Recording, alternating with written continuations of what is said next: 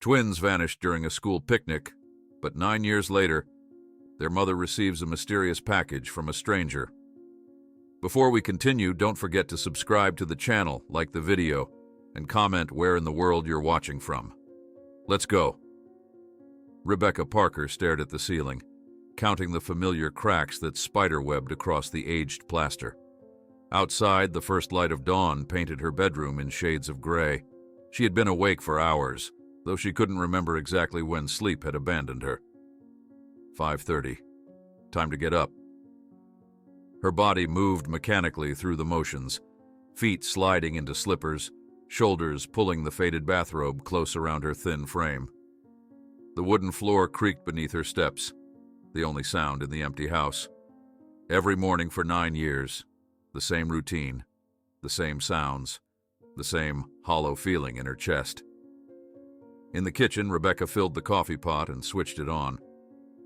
While it gurgled and steamed, her eyes drifted to the cabinet above the sink, where 2 small mugs sat untouched on the bottom shelf. One blue with rocket ships, one green with dinosaurs. She hadn't moved them in 9 years. Not today, she whispered to herself, turning away. 2 hours later, Rebecca sat at her desk in the back corner of the Millfield Public Library, mechanically entering data for newly acquired books. The rhythm of the keyboard was soothing, a simple task with a clear beginning and end. Rebecca? She looked up to see Diane, her supervisor, hovering nearby with concern etched across her face. After 9 years, everyone still walked on eggshells around her on this day. I was wondering if you wanted to leave early today. I know it's... I'm fine, Rebecca cut her off with a practiced smile. Really?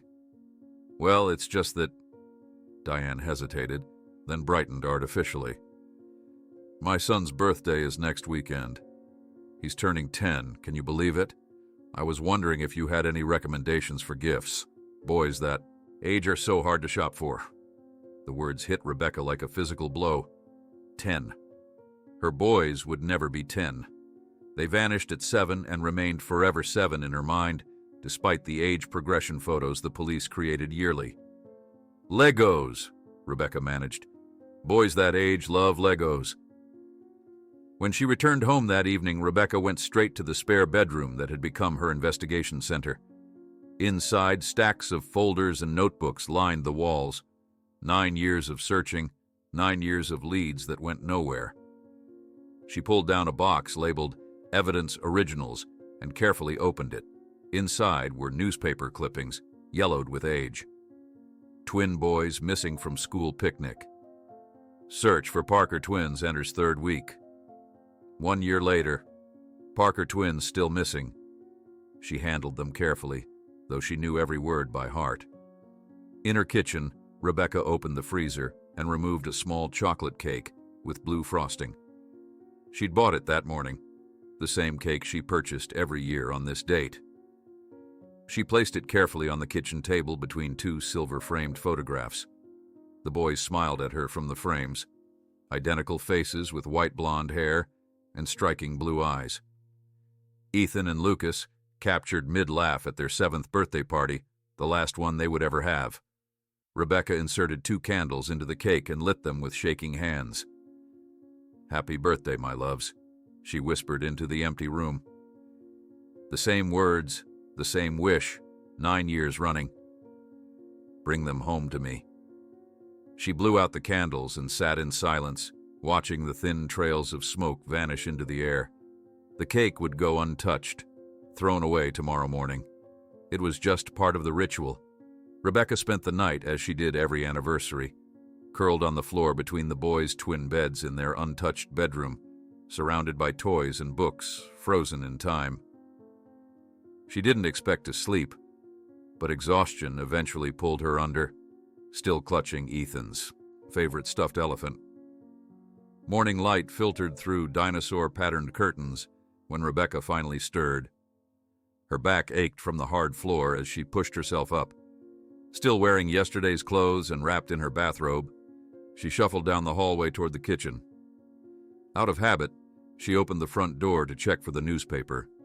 Instead, Her eyes fell on a small brown package sitting squarely in the middle of her welcome mat. Rebecca froze. The package was plain, wrapped in brown paper with no visible markings, no shipping label, no return address, just a small rectangular box that someone had placed directly at her door. With trembling hands, she picked it up. It was lighter than she expected. For a moment, she simply held it, a strange energy coursing through her veins. Then, clutching it tightly, she carried it to the kitchen table. The coffee maker remained untouched as she carefully unwrapped the package, preserving every fold of the brown paper as potential evidence. Inside was a plain white box. Rebecca lifted the lid and gasped. 2 small yellow stones, polished to a high shine, nestled in a bed of cotton. Her hands flew to her mouth, stifling a cry.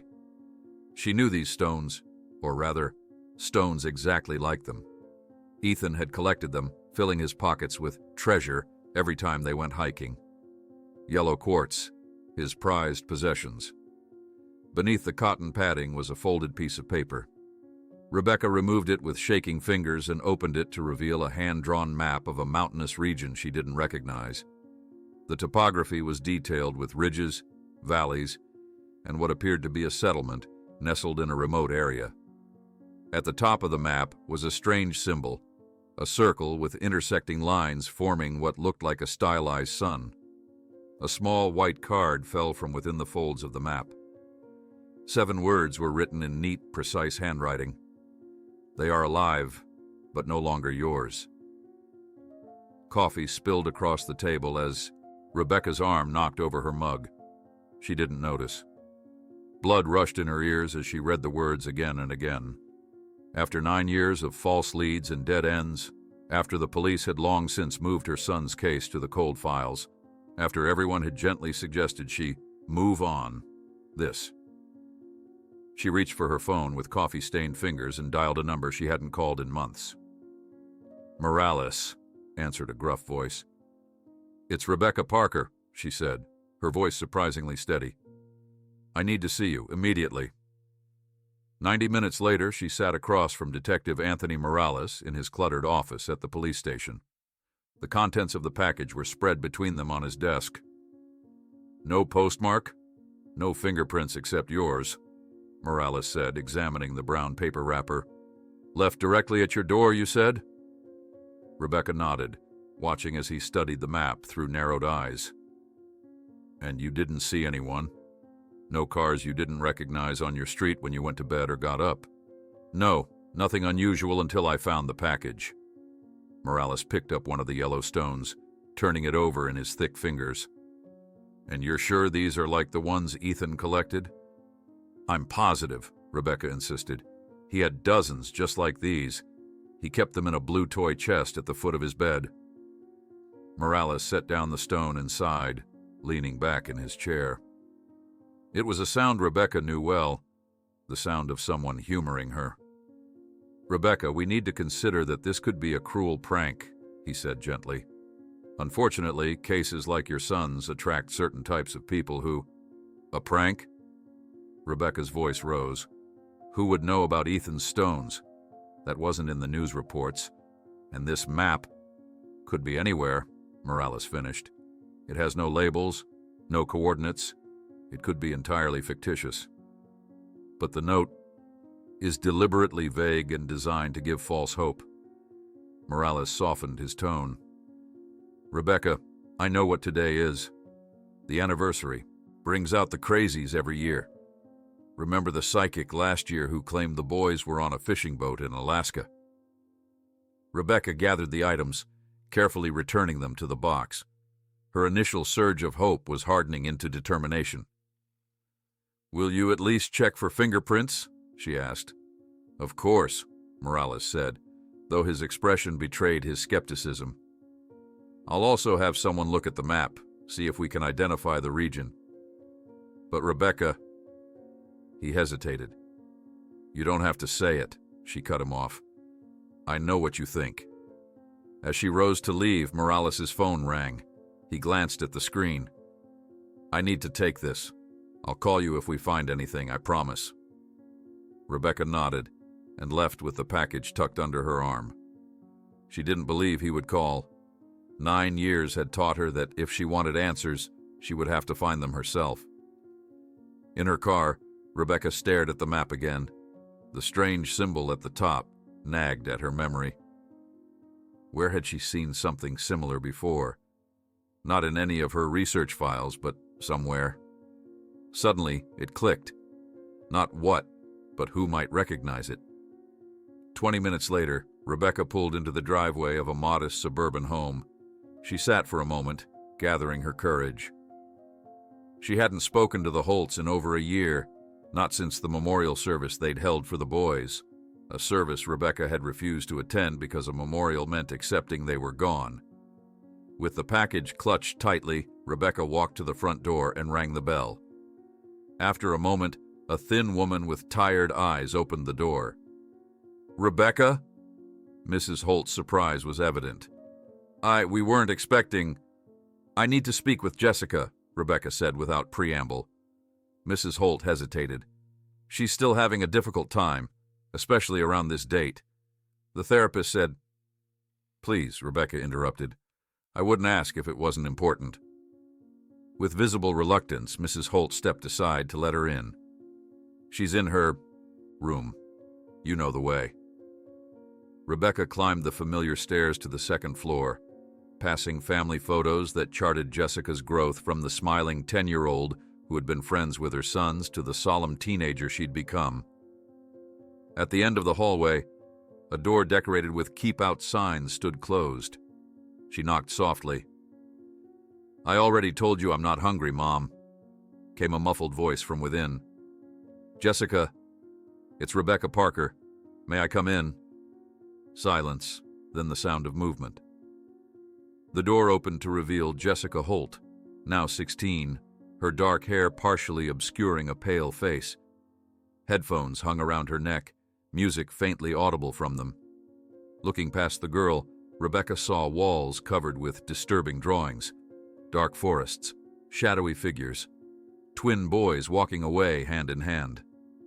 Jessica followed her gaze and shrugged uncomfortably. "Art therapy," she mumbled. "You can come in, I guess." Rebecca entered the chaotic teenage bedroom, noting how Jessica quickly moved to turn off her music and clear a space on the bed. "You came because of their birthday?"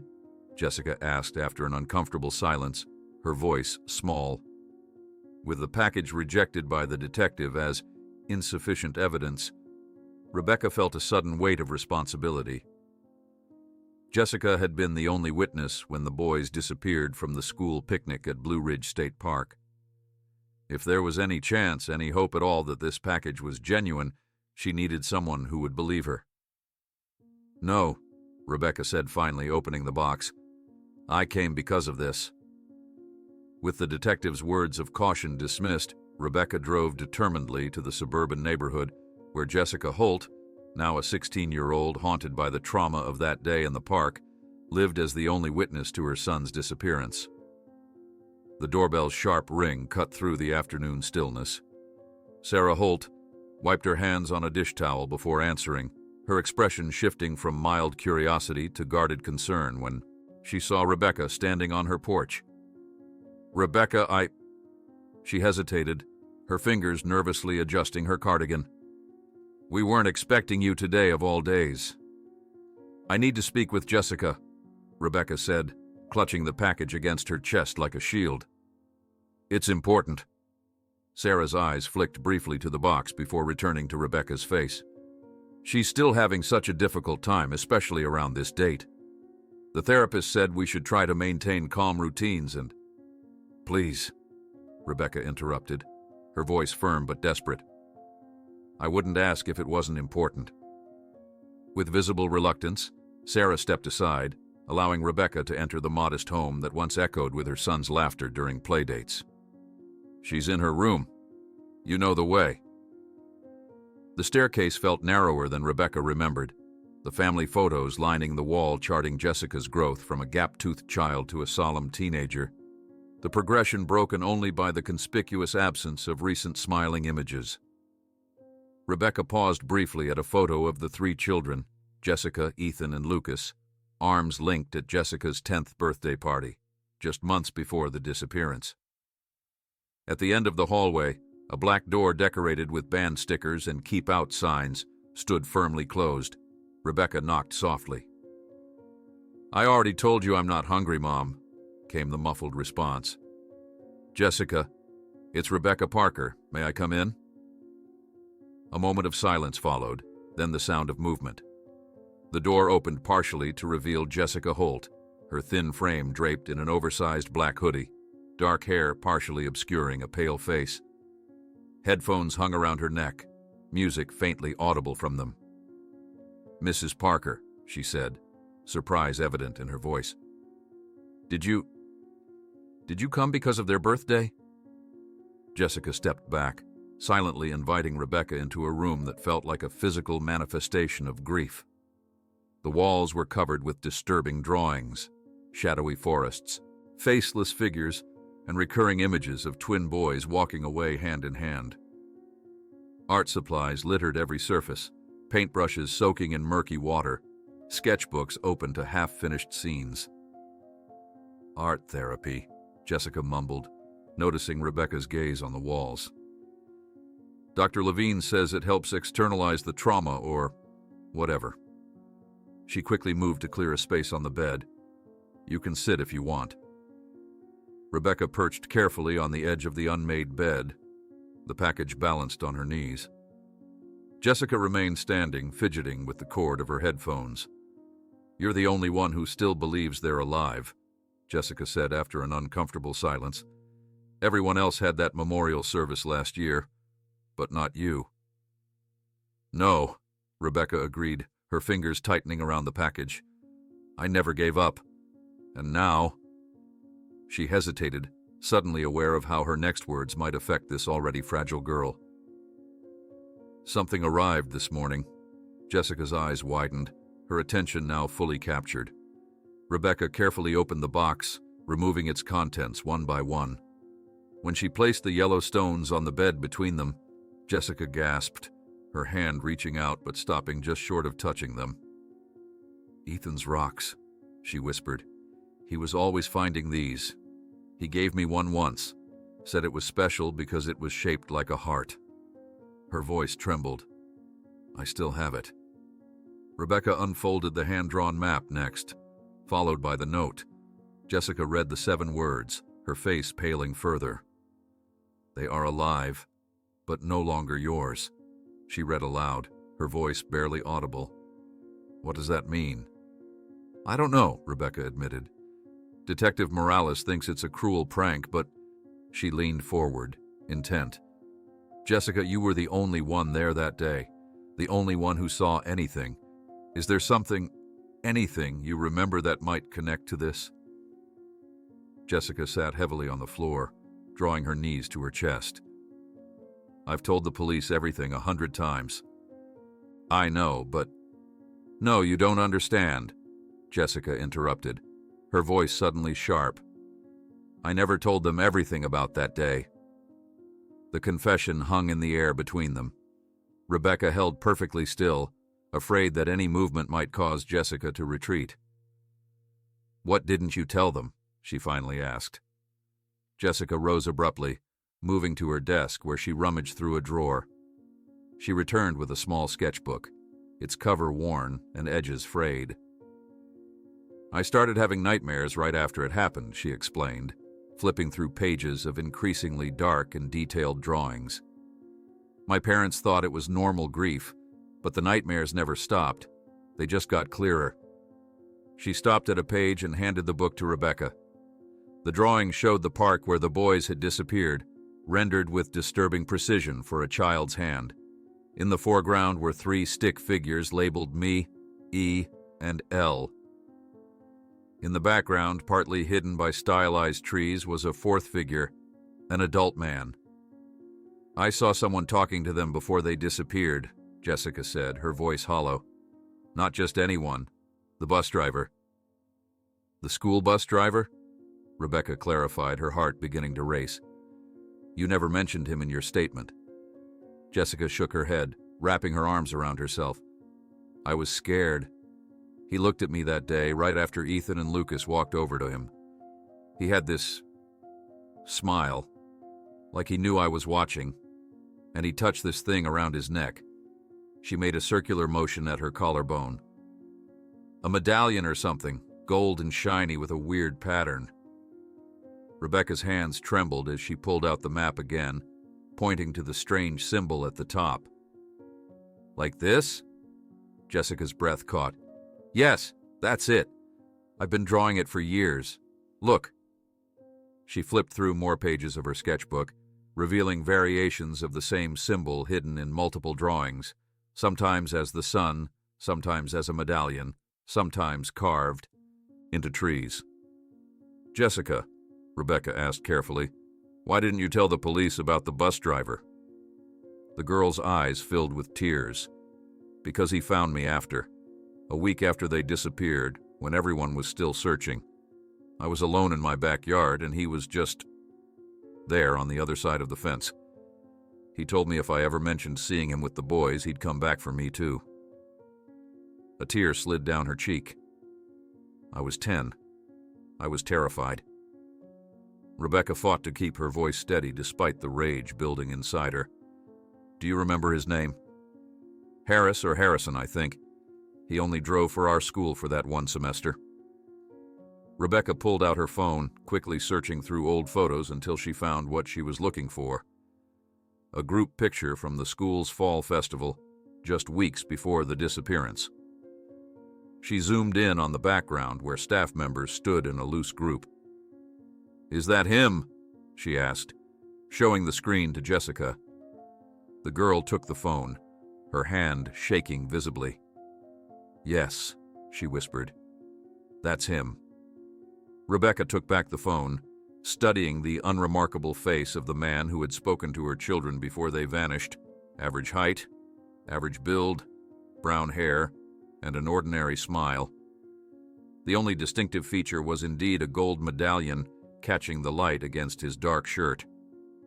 I need to find him, Rebecca said decisively. I want to help, Jessica replied immediately. Please, it's been killing me for years, not saying anything. Rebecca hesitated. Your parents would never allow it. I'm 16 now, and they're at work until 6. Jessica's expression hardened with sudden determination. They're my friends, too. I need to do this. 20 minutes later, they were in Rebecca's car, Jessica directing them toward the city's eastern district. Using social media and the school's old staff directory, they had identified the man as Edward Harrison, now working as a maintenance supervisor for an apartment complex. Are you sure you're ready for this? Rebecca asked as they parked across from the aging brick building. Jessica nodded, though her knuckles were white where she gripped the door handle. What's our plan exactly? We're looking for an apartment to rent, Rebecca improvised. Just follow my lead, and keep your eyes open for anything unusual. The building's lobby was dingy, with flickering fluorescent lights and a persistent smell of disinfectant. A directory on the wall listed E. Harrison Maintenance with an apartment number. Should we really just knock on his door? Jessica whispered. Do you have a better idea? Rebecca countered, already moving toward the stairwell. The third-floor hallway was eerily quiet as they approached apartment 3C. Rebecca took a deep breath before knocking firmly on the door. Footsteps approached from inside, and then the door opened to reveal a man older than in the photo, but unmistakably the same person. He wore gray coveralls with the building's logo embroidered on the pocket. Can I help you? He asked, his expression neutral. Rebecca felt Jessica tense beside her. Mr. Harrison? I'm sorry to bother you. We're looking at an apartment in the building and we're told you might show us around. Harrison's eyes narrowed slightly. Rental office is closed today. You'll need to come back tomorrow. He began to close the door, but Rebecca stepped forward, preventing it from shutting. Actually, I'm Rebecca Parker, and I think you know exactly who I am. The change was instantaneous. Harrison's face hardened, his gaze flicking from Rebecca to Jessica and back. You shouldn't have come here, he said coldly. Where are my sons? Rebecca demanded, abandoning all pretense. Harrison's hand moved to his neck, touching something beneath his coveralls. The medallion. Your sons are where they belong, he said cryptically, with people who understand their true value. He suddenly shoved the door hard, catching Rebecca off guard. She stumbled, backward, giving him the opportunity to slam and lock the door. Back door! Jessica shouted, already running toward the stairwell. All these old buildings have service exits. They raced down the stairs and around to the building's rear, just in time to see Harrison emerging through a metal door, a backpack slung over his shoulder. Stop! Rebecca called out. Harrison turned, his expression cold. Instead of running, he advanced on Rebecca with surprising speed. She had only a moment to push Jessica aside before he attacked, his movements precise and practiced. Rebecca fought back instinctively, years of self-defense classes taken after the boy's disappearance finally serving their purpose. During the struggle, Harrison's medallion swung free from his coveralls, identical to the symbol on the map. Rebecca grabbed for it, but he jerked away, the chain breaking in her hand as he delivered a blow that sent her staggering backward. Jessica, who had disappeared during the fight, suddenly reappeared from the service door. I got this from his apartment, she shouted, holding up a leather-bound book. Harrison's face contorted with rage. Give that back, you little... The sound of approaching sirens cut him off. Someone in the building must have called the police. Harrison hesitated only briefly before fleeing down an alley, leaving Rebecca breathless and bruised, clutching the broken chain and medallion. Are you okay? Jessica asked, rushing to her side. Rebecca nodded, her attention focused on the book Jessica had taken. What is that? They retreated to Rebecca's car just as a police cruiser rounded the corner. Inside the vehicle, Jessica opened the leather tome, revealing pages of coded text and diagrams. It's some kind of journal or manual, she said, flipping carefully through the pages. Look at this. It mentions the professor, and something about a community that saves special children from modern corruption. Rebecca spotted a familiar shape on one of the pages. The map. It's similar to the one I received. Jessica traced a finger over the coded text. I think I can figure this out. I'm good with codes. Another weird hobby from years of therapy. As they pulled away from the curb, Jessica studied the medallion now in Rebecca's possession. There's something engraved on the back, she noted, turning it over. Rebecca glanced at it quickly. What does it say? Valley of Purity, Jessica read. And look, the same phrase appears in this section of the book. As Jessica continued deciphering, her expression grew increasingly alarmed. Rebecca, listen to this. The Golden Twins complete 9 years of rebirth at the next full moon. Rebecca's hands tightened on the steering wheel. When is the next full moon? Jessica pulled out her phone, checking quickly. 3 days from now. Stopped at a red light, Rebecca noticed a car that had been following them since they left the apartment complex. As she watched in the rearview mirror, the driver touched what appeared to be a gold medallion hanging from his neck. He's watching us right now, Rebecca whispered as they continued driving, her eyes darting to the side mirror where the man in the car behind them was carefully photographing their license plate with his cell phone. Rebecca drove with one hand on the wheel, the other clutching the medallion so tightly that its edges dug into her palm. She glanced in the rearview mirror for the 5th time in as many minutes. I think we've lost them, Jessica said, twisting in her seat to look through the rear window. That last turn through the hospital parking garage was smart. For now, Rebecca replied grimly. But they know my car and license plate. We need somewhere safe to figure this out. The coded book lay open on Jessica's lap, its pages covered in symbols and diagrams that seemed to shift between nonsensical and almost comprehensible. Jessica traced her finger over a passage, lips moving silently as she worked through the pattern, I think I'm starting to understand parts of it, she said. It's not one cipher, but layers of them. Like they didn't want just anyone reading it, even someone who found the book. They pulled into a 24-hour diner on the outskirts of town, its neon sign buzzing in the late afternoon light. The parking lot was nearly empty, perfect for spotting anyone who might follow them inside. We'll get something to eat while we plan our next move, Rebecca decided. Can you keep working on the code? Jessica nodded. I need paper and better light. Inside, they chose a booth at the back with clear views of both the entrance and their car. The waitress, an older woman with tired eyes, brought them coffee and took their order with disinterested efficiency. So, what do we know for certain?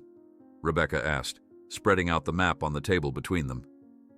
Jessica pulled out a notebook and began making rapid notations.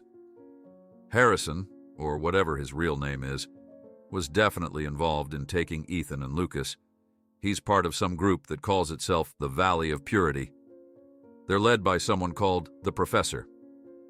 And they have my boys, Rebecca added, her voice breaking slightly.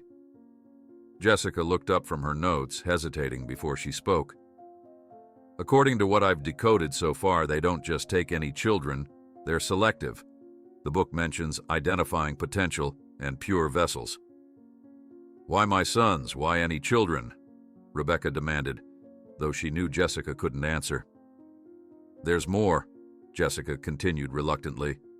The part about 9 years of rebirth and the full moon, I think it's talking about some kind of ceremony, like a completion of something they started when they took Ethan and Lucas. Rebecca stared down at the map, tracing the winding path that led to a circular clearing marked with the same symbol as the medallion. 3 days, she murmured.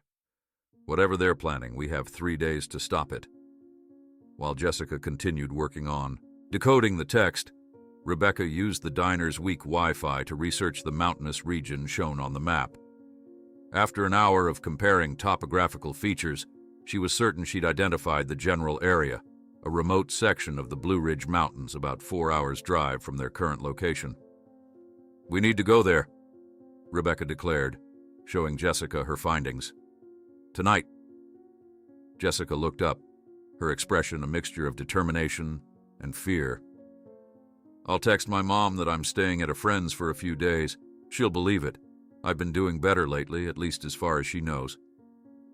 Are you sure about this? Rebecca asked, suddenly conscious of the risk she was asking the teenager to take. It could be dangerous. I've spent 9 years drawing the same nightmares over and over, Jessica replied, her voice steadier than Rebecca had heard it all day. I need answers as much as you do. They paid their bill and left, stopping only briefly at a discount store to purchase basic camping supplies, flashlights, and a prepaid phone that couldn't be easily tracked.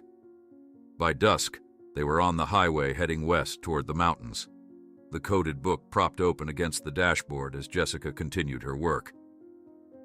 This section keeps referring to programming and purification, Jessica said after a long period of silence. It almost sounds like brainwashing. Rebecca's stomach twisted. 9 years is a long time to influence someone, she said quietly, especially children. Night had fully descended by the time they reached the small mountain town of Piney Grove, the last outpost of civilization before the wilderness area marked on their map. The town consisted of little more than a main street with a few businesses, most closed for the night. A wooden sign advertising the Piney Grove Lodge glowed dimly in the darkness. We should rest here tonight and start fresh in the morning, Rebecca suggested, pulling into the motel's gravel parking lot. The terrain will be rough, and we need daylight to navigate. The lodge's reception area was wood-paneled and dimly lit, decorated with stuffed animal heads and faded photographs of fishermen displaying their catches. A heavy-set man with a bushy beard looked up from a dog-eared paperback as they entered. Need a room? He asked, setting aside his book. Yes, please, just for tonight, Rebecca replied, attempting a casual smile. The man studied them with uncanny intensity as he slid a registration card across the counter. "Don't get many visitors this time of year. What brings you ladies to Piney Grove?" "Just some hiking," Rebecca answered vaguely. "I've heard the views are spectacular." The man hummed, unconvinced. "Most of the trails are closed after the storms last week. Dangerous conditions." As he spoke, his hand moved to his collar, absently touching something beneath his flannel shirt. Rebecca felt Jessica tense beside her. The movement was identical to Harrison's habitual touching of his medallion. "We'll be careful," Rebecca assured him, handing over cash for the room. "Just exploring the lower paths." The man counted the bills deliberately, his eyes flicking between them. "Room 8, end of the row. View of the parking lot." He slid a key attached to a plastic fob across the counter. "Breakfast starts at 6. What's the purpose of your visit again?"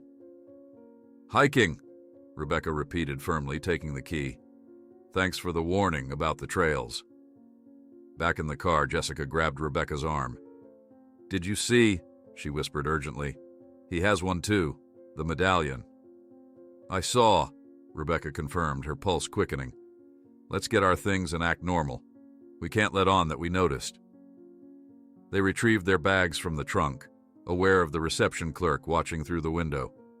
Room 8 was basic but clean, with 2 twin beds and dated wood veneer furniture. Rebecca checked the locks twice before sitting heavily on the bed nearest the door. "They're everywhere," Jessica said, her voice tight with anxiety. "How many of them are there?" "I don't know," Rebecca admitted. "But their presence here confirms we're in the right place. The valley must be nearby." Jessica unfolded the map on the small table by the window. "According to this, we need to take the North Trail about 7 miles in, then branch off onto an unmarked path." "If they've closed the trails, we'll need another way in," Rebecca mused. "Maybe we can hire a local guide who knows the back routes." "Who won't be one of them, you mean?" Jessica added darkly. Rebecca nodded. "Let's try to get some sleep. Tomorrow we'll head into town, ask around casually. Someone must know something about these mountains that isn't involved." Neither of them slept well, taking turns to doze while the other kept watch. Around 3 in the morning, Rebecca was startled awake by Jessica shaking her shoulder. "Someone's outside," the girl whispered. Rebecca rose silently, moving to the window. Through a gap in the curtains, she saw 2 men standing near their car, speaking in low tones. The reception clerk was one of them. The other wore the uniform of a local sheriff's deputy. "They're checking our car," Rebecca breathed, watching as the deputy shined a flashlight through the windows of her sedan. After what seemed like an eternity, the men moved away.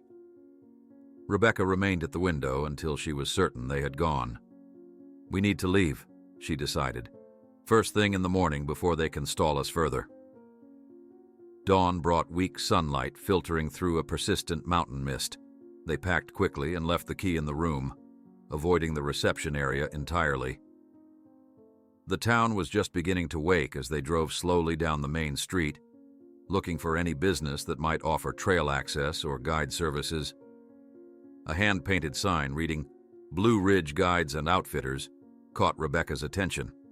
She parked in front, relieved to see lights on inside the small log cabin structure. "Let me do the talking," she told Jessica as they entered. The shop was cluttered with hiking gear, fishing equipment, and local crafts. An elderly man with leathery skin and sharp eyes looked up from behind a counter where he was repairing a fishing reel. "Morning, ladies," he greeted them. "Early start today." "We're hoping to do some hiking," Rebecca explained. "But we heard the main trails are closed." The man snorted. "Closed by who?" "Nature don't close, miss. Some paths might be trickier after the rains, but a good hiker can manage." Rebecca felt a surge of hope. "Actually, we were hoping to hire a guide. We're interested in the northern area, beyond Raven's Ridge." At this, the man's demeanor changed subtly.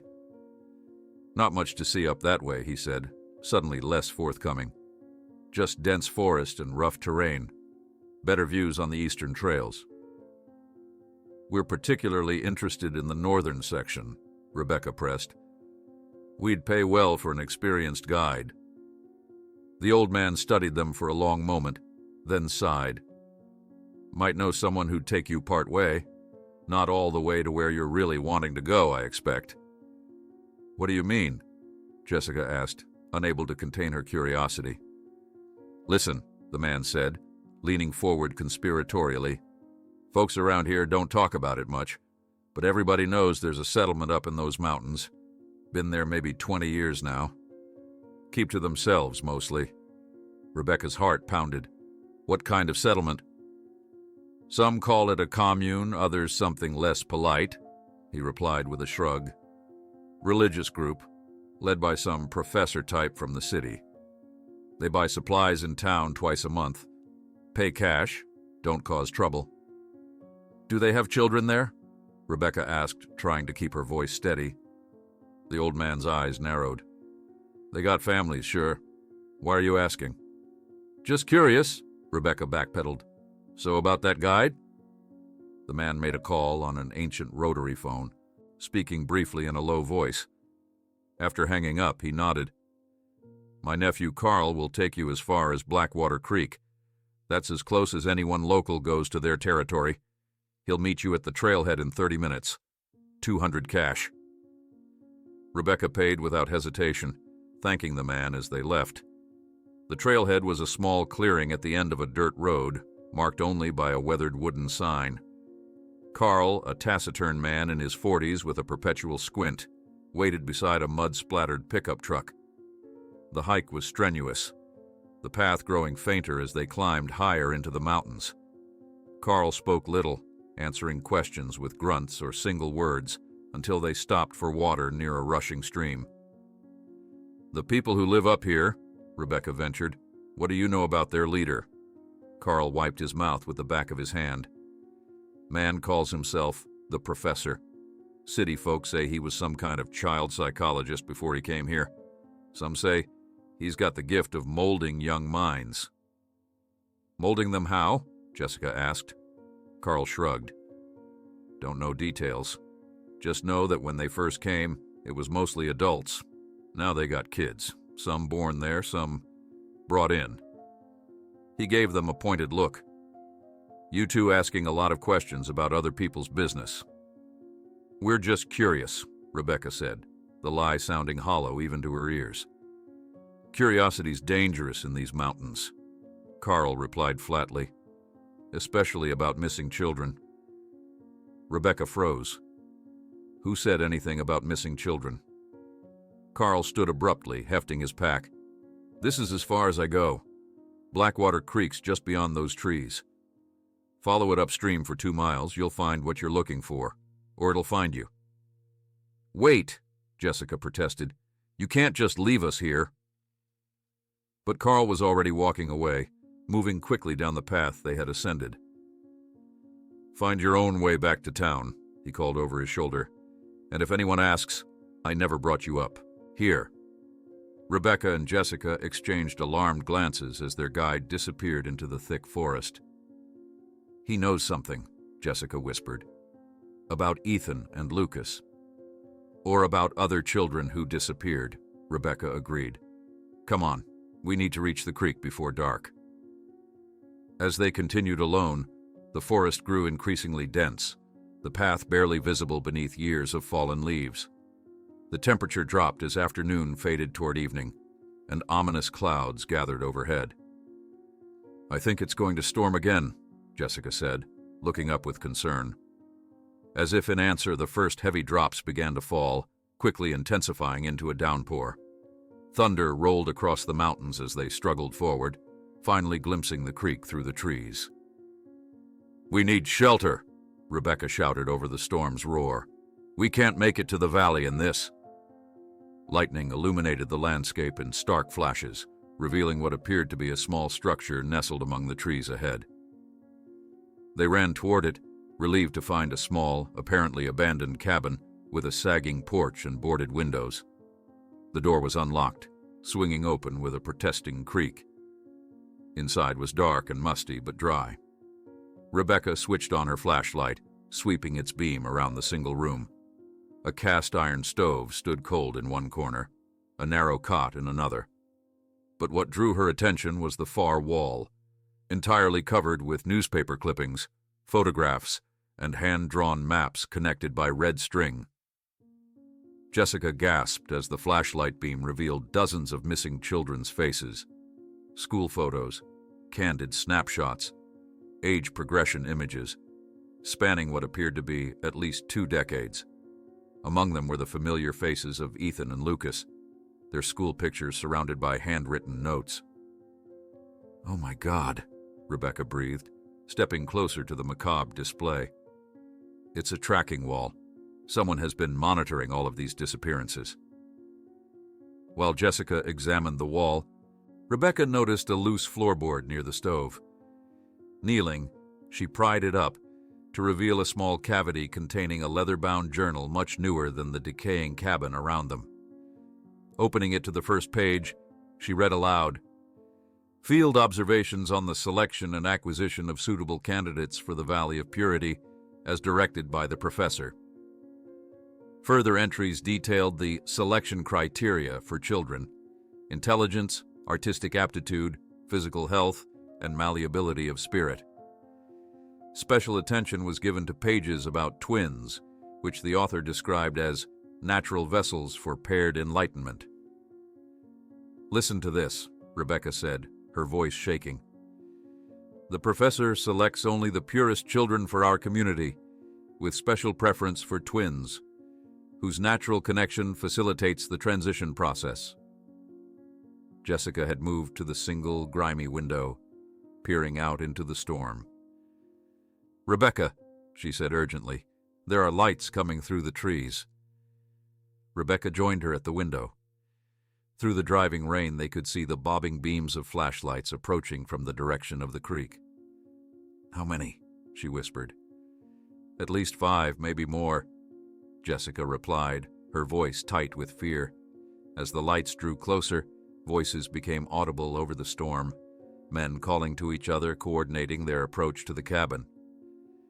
"They knew we were coming," Rebecca realized with a chill.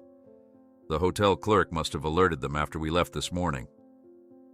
She quickly stuffed the journal into her pack and assessed their options.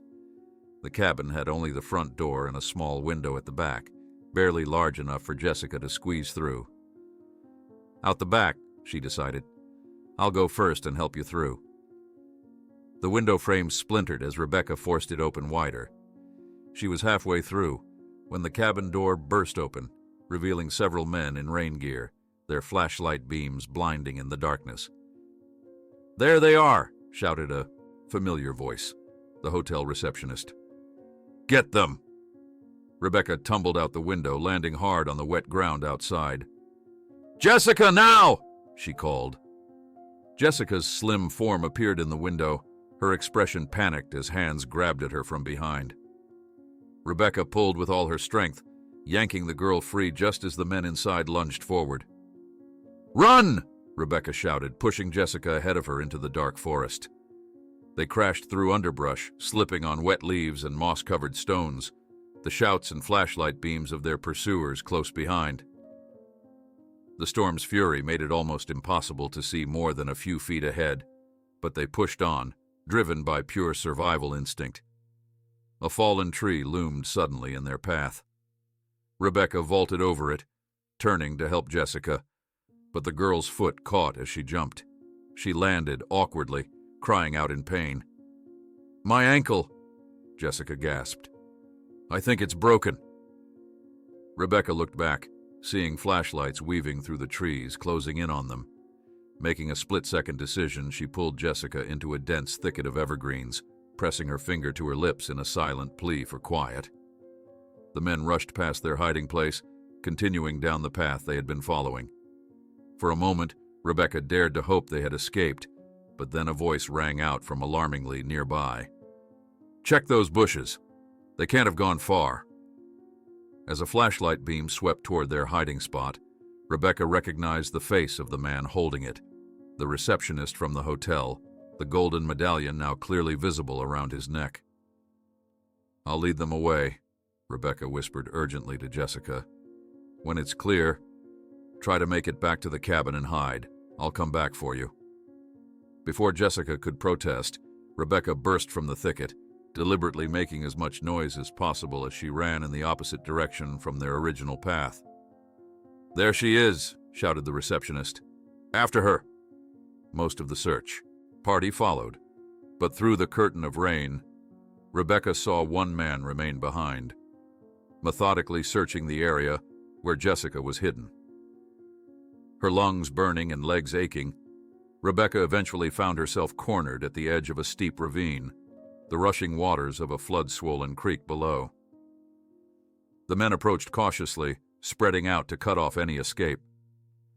"There's nowhere to go, Mrs. Parker," called the receptionist, stepping forward.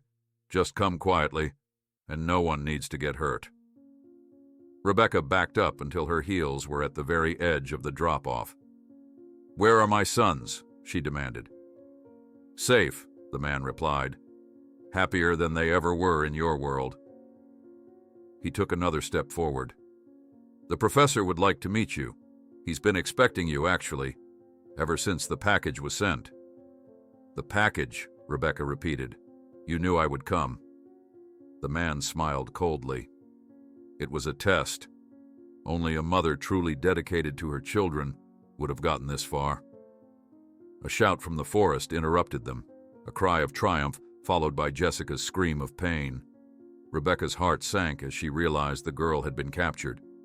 With the men momentarily distracted, Rebecca made her decision.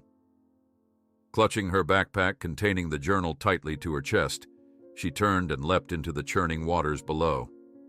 The current caught her immediately, carrying her downstream through the storm-swollen creek. She fought to keep her head above water, gasping for breath between waves. The last thing she heard before being swept around a bend was Jessica's voice calling her name in desperation. While examining the strange journal hidden beneath the floorboards, Rebecca found a passage that made her blood run cold. The Golden Twins complete 9 years of rebirth at the next full moon. Rebecca's hands trembled as she stuffed clothing into a small duffel bag. Water dripped from her hair onto the motel room floor, where she'd changed into dry clothes after her harrowing escape, down the creek. The current had carried her nearly a mile before she'd managed to drag herself onto the rocky shore, bruised and gasping, but alive. Now, in this roadside motel 20 miles from Piney Grove, she had one focus: getting back to Jessica. Her phone buzzed again, Morales calling for the 5th time. She silenced it without answering. The detective would only try to stop her, to handle it properly through official channels. But official channels had failed her sons for 9 years. She wouldn't fail them now, not when she was so close. On the bed lay the journal she'd salvaged from the cabin, its pages miraculously dry thanks to the waterproof compartment in her backpack. Rebecca had spent the last hour studying its contents, piecing together fragments about the Valley of Purity and its enigmatic leader. A soft knock at the door made her freeze. She grabbed the motel room's lamp, ready to defend herself, before calling out, "Who is it?" "It's me," came Jessica's whispered reply. Rebecca flung open the door to find Jessica leaning against the wall, her face bruised, ankle wrapped in a crude bandage. "How?" Rebecca began. "They were taking me to a vehicle," Jessica interrupted, limping inside. "I managed to hit one of them with a rock when the others went ahead. Been walking for hours." She collapsed onto the bed, exhaustion etched into her young face. Rebecca quickly closed the door, engaging all the locks. "I thought they'd caught you. I heard you scream." "They did," Jessica confirmed grimly. "That guy from the hotel kept asking questions about why we were really here. Said they knew all about us." She pulled a crumpled piece of paper from her pocket. "I took this from one of them during the struggle." It was a printed screenshot of Rebecca's social media profile, with notes scrawled in the margins. "Mother of the Golden Twins. Approaching Valley Perimeter. Intercept and assess." "They've been monitoring me," Rebecca whispered. "All this time." Jessica, nodded. They have people everywhere. The hotel guy was talking on the radio about sentinels in town, in the police department, even monitoring your online activity. Rebecca continued packing while Jessica rested, the gravity of their situation settling between them. They were up against not just a remote cult, but an organized network with reach far beyond the mountains. "We need to leave this place," Rebecca said, zipping the bag closed. "They'll be searching every motel within 50 miles. "Where will we go?" Jessica asked, wincing as she stood. "Back to the mountains," Rebecca answered determinedly. "But not through Piney Grove. There must be another approach to the valley." 2 hours later, they had abandoned Rebecca's car in a long-term parking lot and rented an inconspicuous SUV using cash and the fake ID Rebecca had acquired years ago during her darkest days of desperate searching. The ID had been her contingency plan for taking her sons across borders if she ever found them. Now, it was their shield against those who would stop her from reaching them.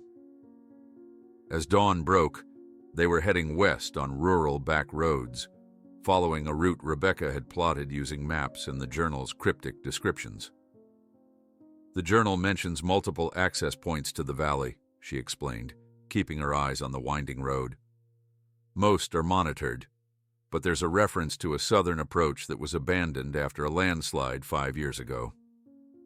Jessica, who had been studying the journal further, looked up with concern. "Rebecca, some of these passages, they talk about conditioning techniques and identity reconstruction.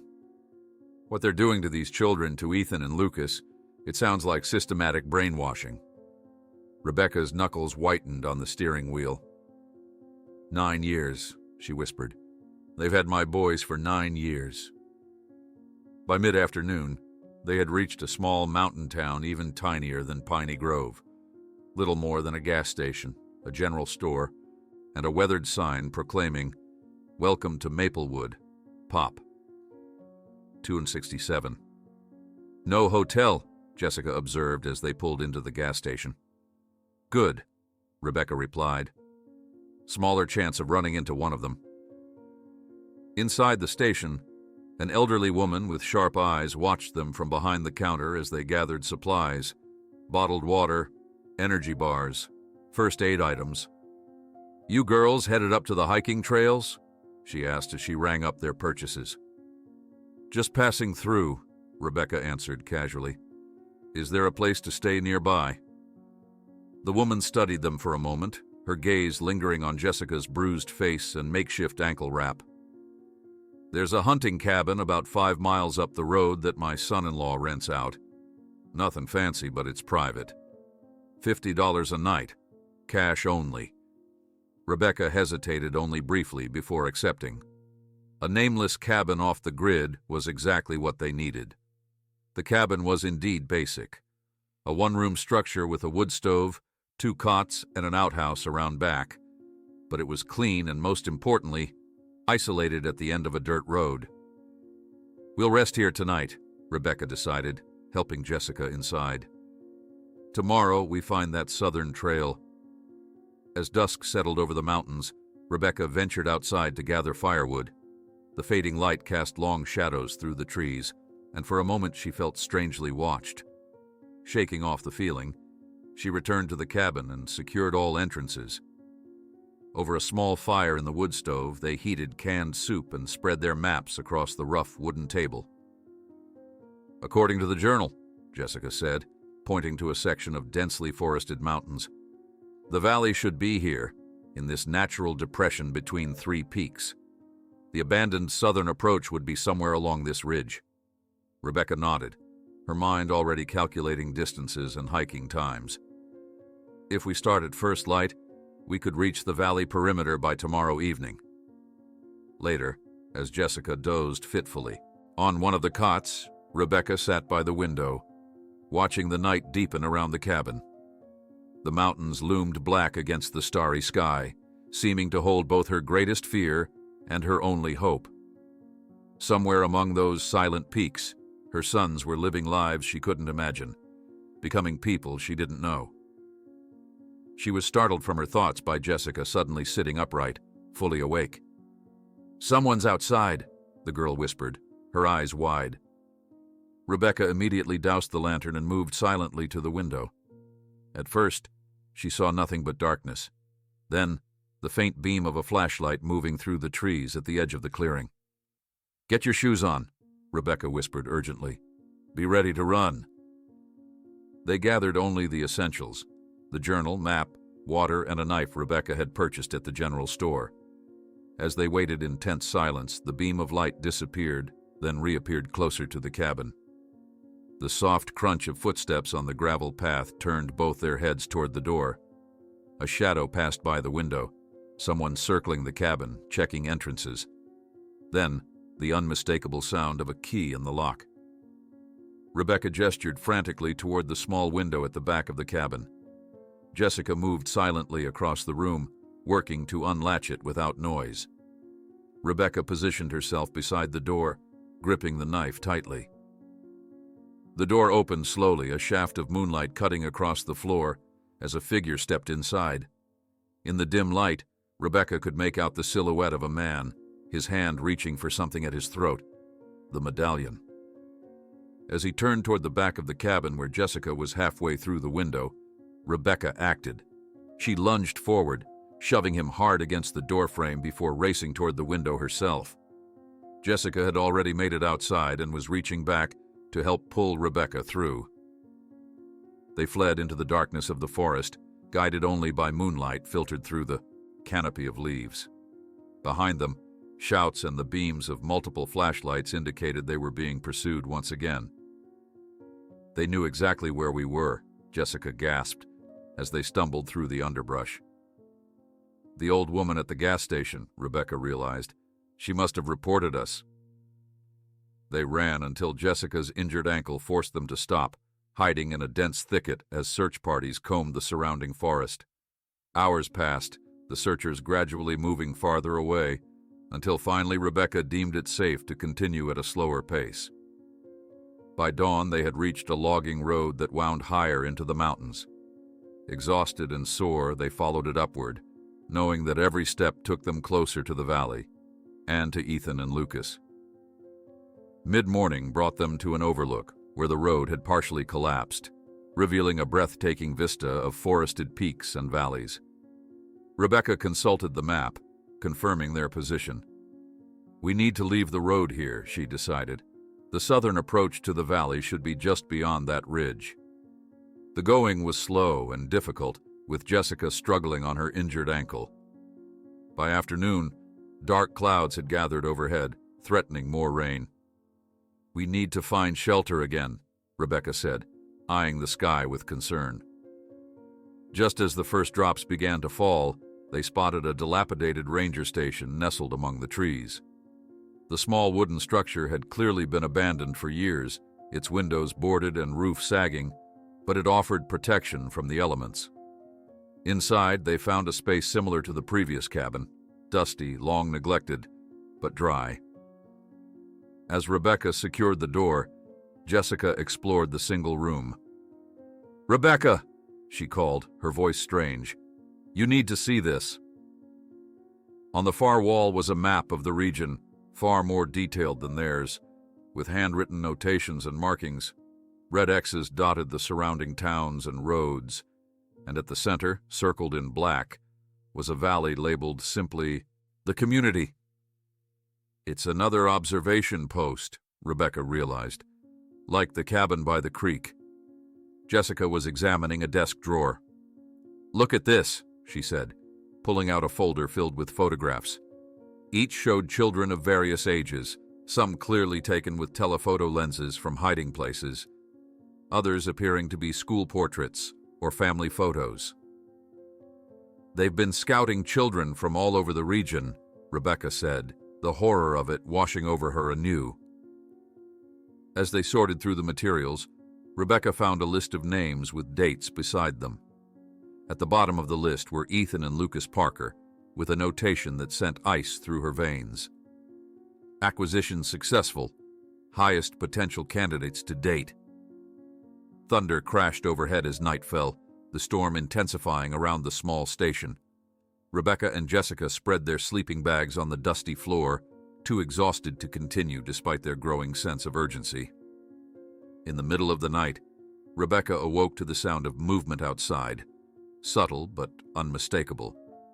Someone was attempting to force the boarded window. She shook Jessica awake silently, pointing toward the sound.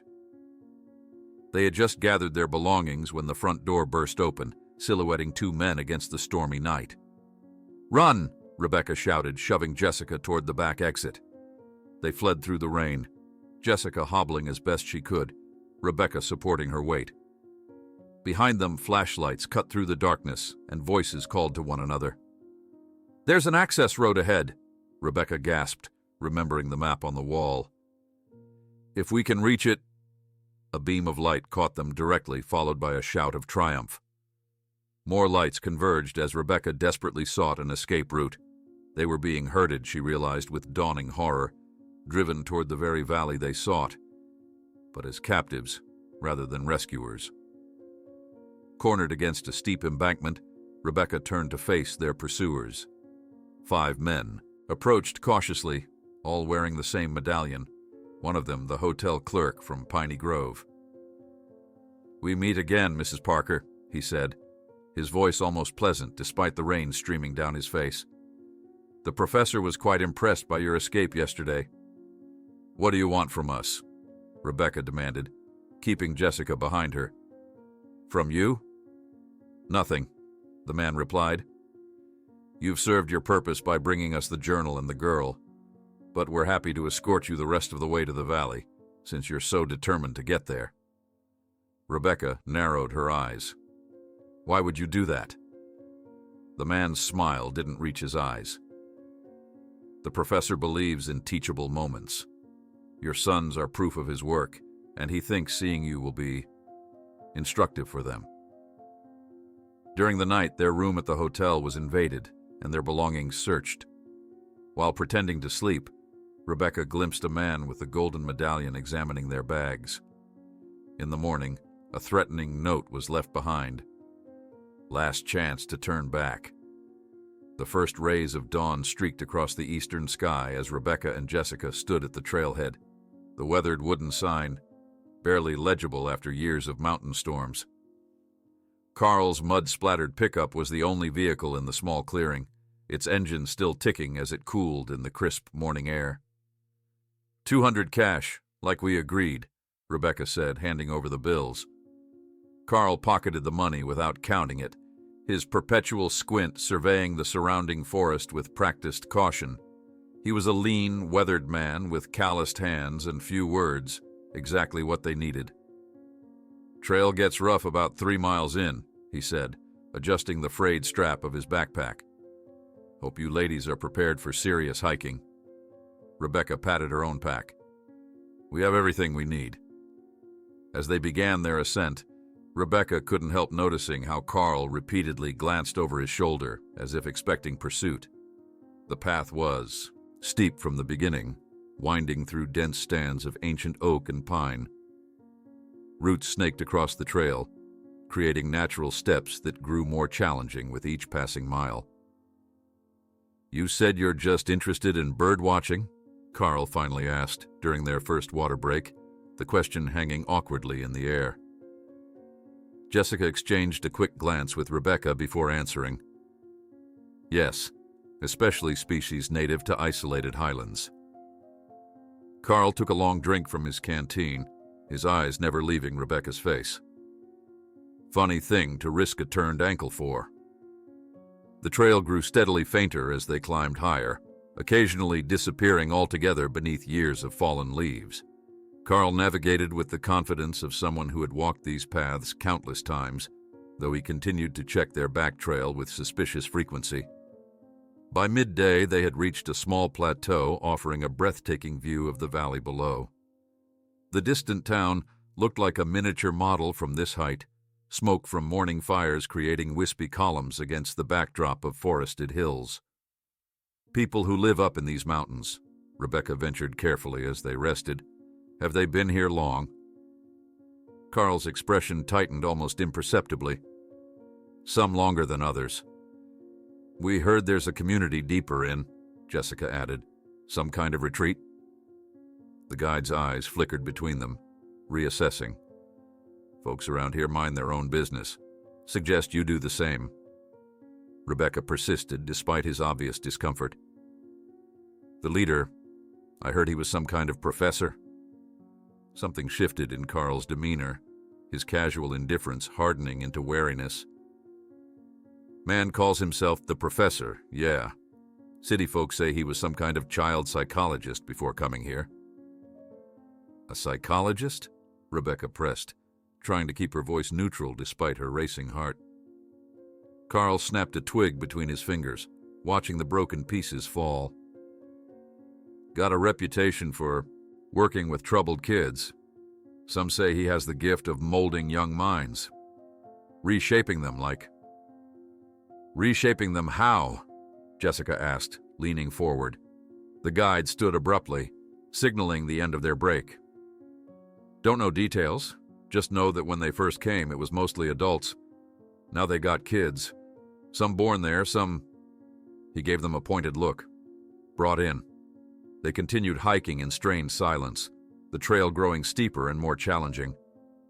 Rebecca noticed how Carl kept glancing at his watch, his pace quickening as the afternoon progressed.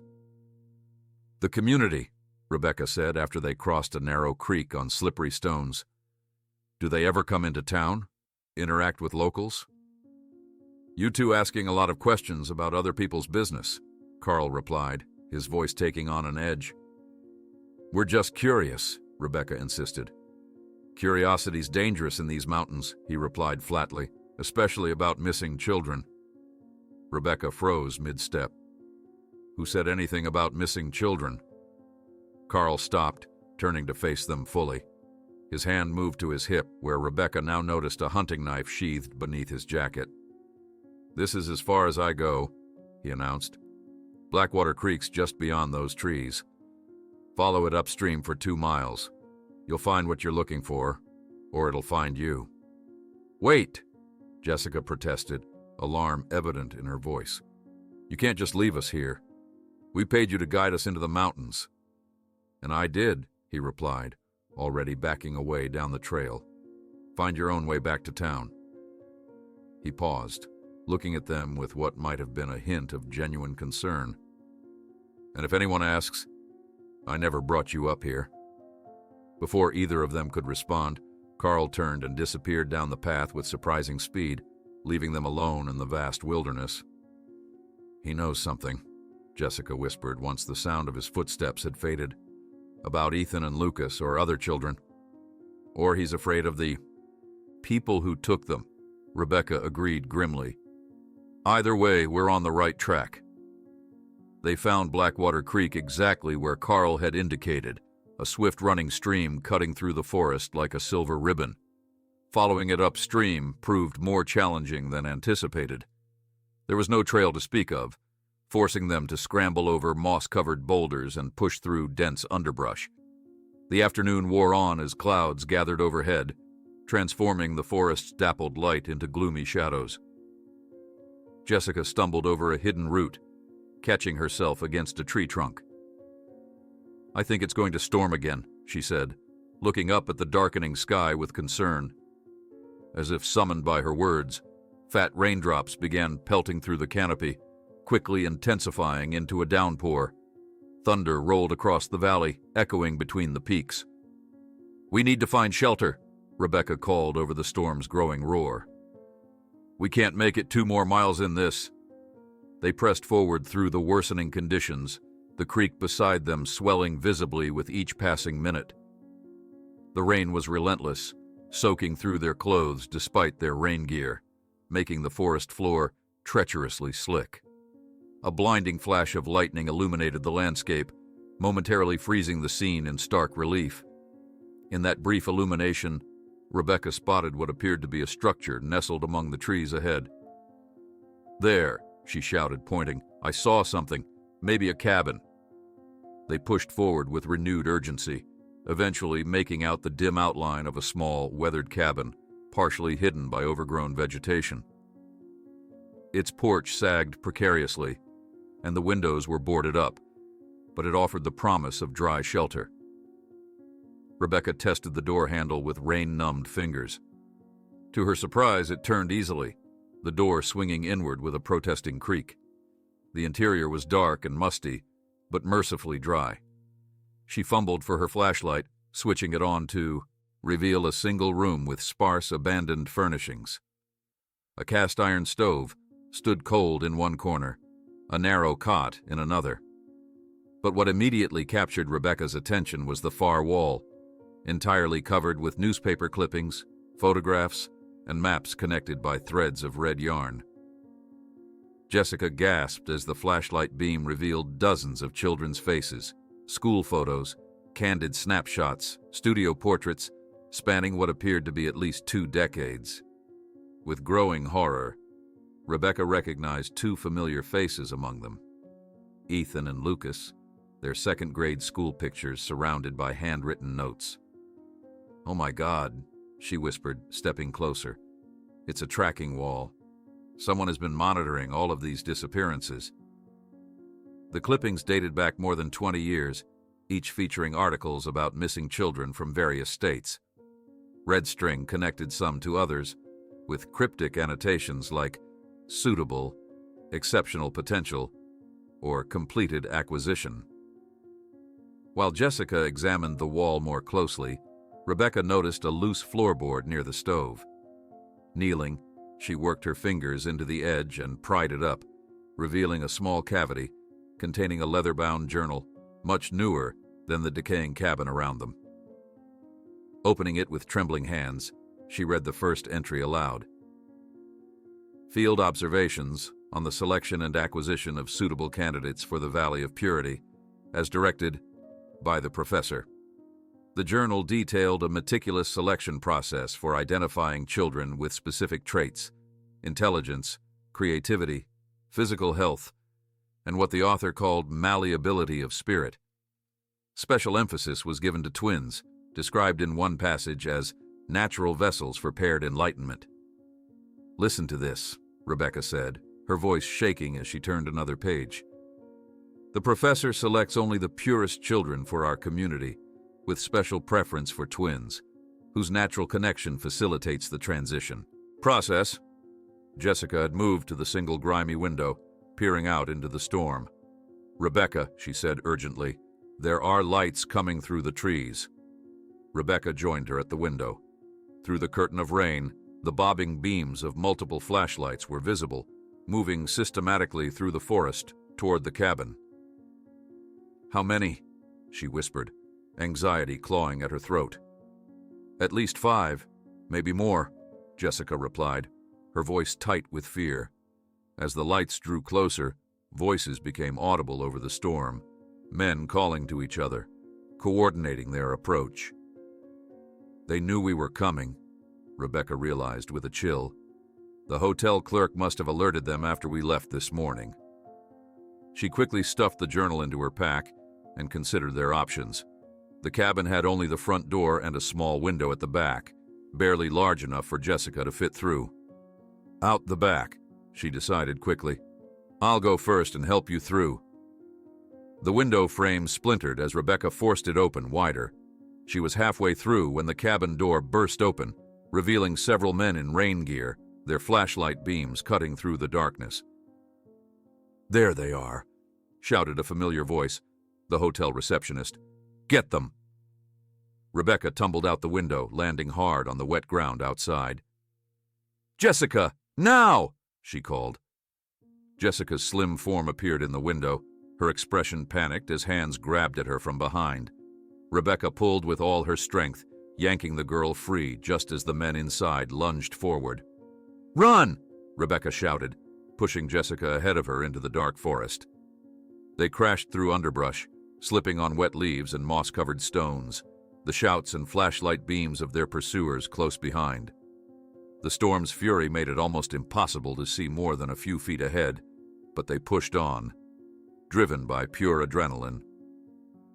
While examining the strange journal hidden beneath the floorboards, Rebecca found a passage that made her blood run cold. The Golden Twins complete 9 years of rebirth at the next full moon. The single candle flame cast long shadows across the cabin's weathered walls as Rebecca and Jessica huddled around the meticulously kept journal. Outside, the storm continued its assault. Rain hammering against the roof and wind howling through gaps in the wooden planks. They had managed to circle back to the cabin after losing their pursuers in the dense forest, knowing they needed the information the journal contained if they were to find Ethan and Lucas. "This is so detailed," Rebecca said, carefully turning pages that cataloged children like specimens in a collection. "Whoever wrote this has been working for the professor for years." Jessica leaned closer, her face pale in the flickering light. "It's like a scientific study, but on children. Look at how they classify them." The journal separated potential candidates into categories based on intelligence, creativity, emotional stability, and physical attributes. Detailed notes described optimal age ranges for acquisition and methods for identifying children with exceptional potential. Observers Report, May 2014. Rebecca read aloud, her voice catching as she recognized the date, the month her sons disappeared. Subjects E and L demonstrate remarkable twin synchronicity, scoring in the highest percentile for nonverbal communication tests. Physical attributes ideal, Nordic features, symmetrical development. Preliminary observation confirms exceptional artistic and mathematical aptitude. "They were watching them before they took them," Jessica whispered, "studying them." Rebecca turned the page, revealing a diagram showing the layout of the Blue Ridge State Park, with the school picnic site clearly marked. Notes in the margin calculated optimal extraction points and escape routes. "It wasn't random," Rebecca said, the realization like ice in her veins. "They targeted Ethan and Lucas. Specifically, they'd been planning it for months." Further entries detailed what the author called the transition process, the systematic breaking down and rebuilding of a child's identity. Rebecca read with mounting horror about techniques designed to sever emotional connections to previous lives and create dependency on the community. "The first 3 years focus on identity dissolution," she read, her voice barely audible. "Children are given new names and separated from any siblings to prevent reinforcement of past connections. Memory suppression through controlled environment and specialized compounds administered with meals." Jessica found a page devoted to twins, meticulously annotated with observations. "Twin subjects respond differently to separation protocols. Initial resistance stronger than in single subjects, requiring increased dosages of memory-dampening compounds. However, once the connection is redirected toward the professor and community, twin loyalty becomes our greatest asset." "They've been drugging them," Rebecca realized, nausea rising in her throat, "for 9 years." The journal contained profiles of numerous children, each with a code name and detailed progress reports.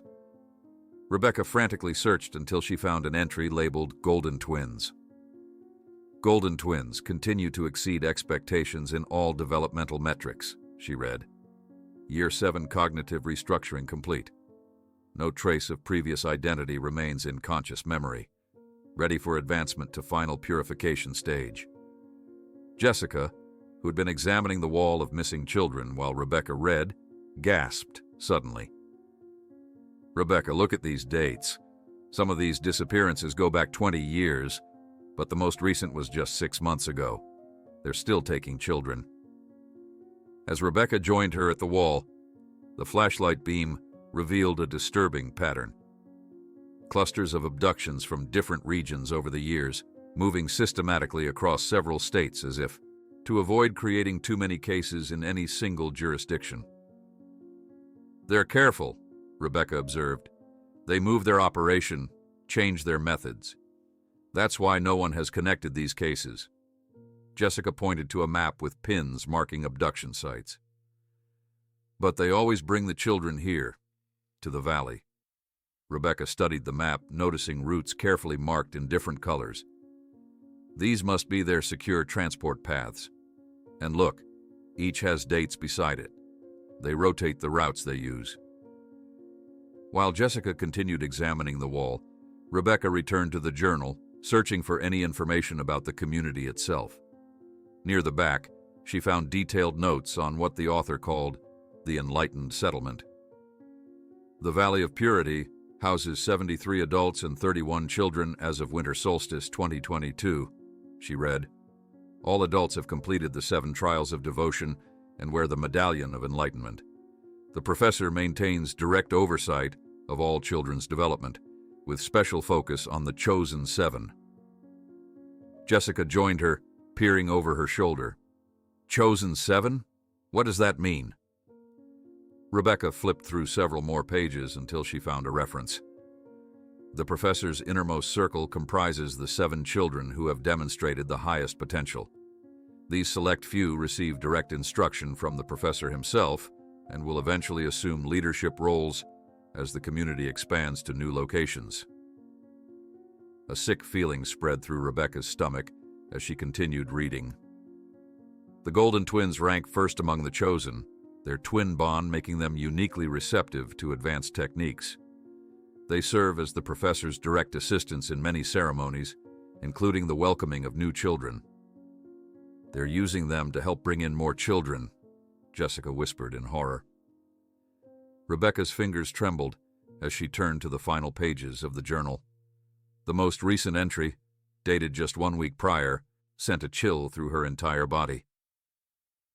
Final preparations underway for the twin completion ceremony at the coming full moon. 9 years of meticulous preparation will culminate in their permanent separation from the outside world. The professor believes they will be the first to achieve perfect purification, becoming vessels for the next phase of our work. Jessica looked up, her face ashen. What does that mean? Perfect purification. Before Rebecca could respond, she noticed a loose sheet of paper tucked into the back cover of the journal. Unfolding it revealed a chemical formula with detailed notes on dosages and administration methods. It's some kind of drug protocol, she said, studying the compound structures. Her limited knowledge of chemistry was enough to recognize several powerful psychoactive substances. Whatever this is, I think it's what they use to permanently erase memories. And they're going to give it to Ethan and Lucas in 3 days, Jessica concluded, her voice hollow. Rebecca carefully refolded the formula and tucked it into her pocket, along with the small map of the valley she'd found in the journal. We need to reach them before that happens. As she closed the journal, her hand brushed against what felt like a lump in the binding. Curious, she examined it more closely and discovered a small hidden compartment worked into the leather cover. Inside was a tiny flash drive.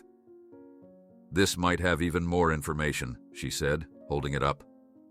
A sudden noise outside, a branch snapping, brought their conversation to an abrupt halt. They extinguished the candle and moved silently to the window.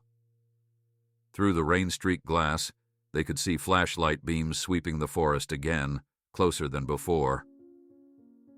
They're coming back, Jessica whispered. They must have realized we circled around to the cabin. Rebecca quickly packed the journal into her waterproof bag. We need to go. Now. They slipped out the back window once more, this time moving deeper, into the forest, away from the creek. The storm had lessened to a steady drizzle, but the forest floor remained treacherously slick. They moved as quickly as caution allowed, guided by the faint glow of Rebecca's compass. After an hour of difficult progress, they came upon a ridge that offered a view of the valley beyond. In the distance, pinpricks of light were visible through the mist, too organized to be natural, too numerous to be campers. That must be it, Rebecca breathed. The Valley of Purity. Jessica pulled out the map they'd found. According to this, there's a monitoring outpost about half a mile ahead. We might be able to find more information there. The outpost proved to be another small cabin, even more dilapidated than the first. Unlike the tracking cabin, this one appeared to have been abandoned for some time, with a partially collapsed roof and vegetation growing through the floorboards. Inside, they found equipment that confirmed its purpose. A powerful telescope mounted at the window facing the valley, logbooks filled with observations, and a solar-powered radio system that had long since stopped functioning. As Jessica explored the cabin, Rebecca flipped through the most recent logbook, dated 2 years prior. The final entry read, "Position compromised. Moving to secondary location per Protocol 17. Valley security increased after incident with Subject 23. They had some kind of security breach, Rebecca said. Something went wrong with one of the children. Jessica had discovered a locked drawer beneath the radio equipment. After several attempts to force it open, the rusty lock finally gave way. Inside was a single folder containing photographs and what appeared to be medical records. "Rebecca," Jessica called, her voice strained. "These are your sons." The photographs showed Ethan and Lucas at different stages over the years since their abduction, ages 8, 10, 12, and 14. In the earliest images, they looked confused and frightened. In the later ones, their expressions had become blank, their posture rigid and formal. The most recent photos showed them at what must have been 15, dressed in simple white clothing, their white blonde hair longer than Rebecca had ever allowed them to wear it, their once expressive blue eyes now eerily vacant. "What have they done to them?" Rebecca whispered, tracing a finger over the images of strangers who had once been her laughing, mischievous little boys. The medical records documented regular treatments and cognitive adjustments, with dosages of various compounds increasing over time. Quarterly evaluations tracked their progress in detaching from previous identity markers and adopting community values. As Rebecca studied the disturbing documents, Jessica continued searching the cabin. A triumphant sound drew Rebecca's attention.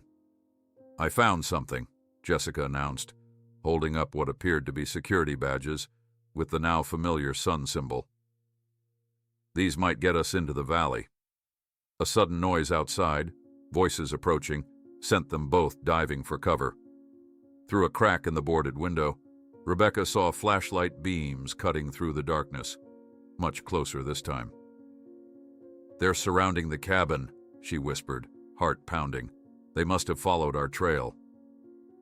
While Rebecca was still processing this dangerous development, Jessica had already crawled to the back of the cabin, where she discovered a loose section of flooring.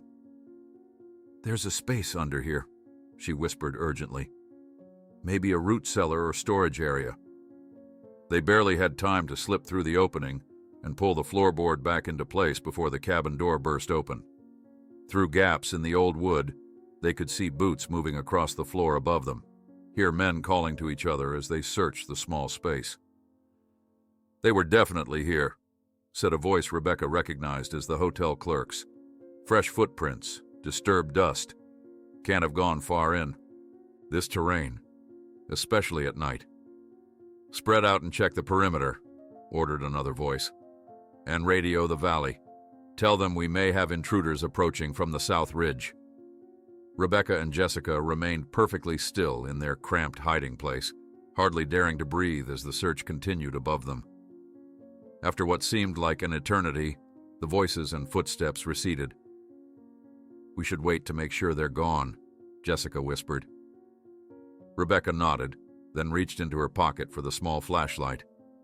Careful to shield most of the beam, she surveyed their hiding place, and froze as the light revealed they were not alone. In the corner of the small cellar, partially hidden behind old crates, was a skeleton, dressed in the tattered remains of clothing. Around its neck, barely visible among the bones, hung a gold medallion identical to those worn by the professor's followers. "Oh, God," Jessica breathed, shrinking back against the earthen wall. Rebecca moved closer, her light revealing a rusted metal box clutched in the skeleton's bony fingers. Prying it loose, she opened it to find a handwritten note and a small key. "If you are reading this, I failed to save my daughter," Rebecca read aloud, her voice barely audible. I infiltrated their ranks for 2 years, but they discovered my true purpose. The key opens the east gate to the valley. The children are kept in the central compound. Beware the water. All is not as it seems in the Valley of Purity. The note was signed simply, "A Father," with no date or name. Jessica stared at the grim remains. He died trying to rescue his child. "And now they're hunting us," Rebecca whispered, pocketing the key and note. "But they haven't caught us yet." Through a gap in the floorboards, a beam of light suddenly illuminated Rebecca's face as one of the searchers returned unexpectedly to the cabin. Their eyes met through the narrow opening, and Rebecca knew in that instant that they had been discovered. "I found them," the man shouted, reaching for the loose floorboard. "They're under the cabin." When Rebecca glanced around the small hideaway that had momentarily seemed like sanctuary, she realized with sinking dread that there was no way out. Jessica's terrified eyes met hers as heavy footsteps thundered across the floor above them. "We've been compromised," Rebecca said, urgently grabbing the girl's arm. "Run for the valley. Find my sons." Rebecca stumbled through the underbrush, the rising sun casting long shadows across the forest floor.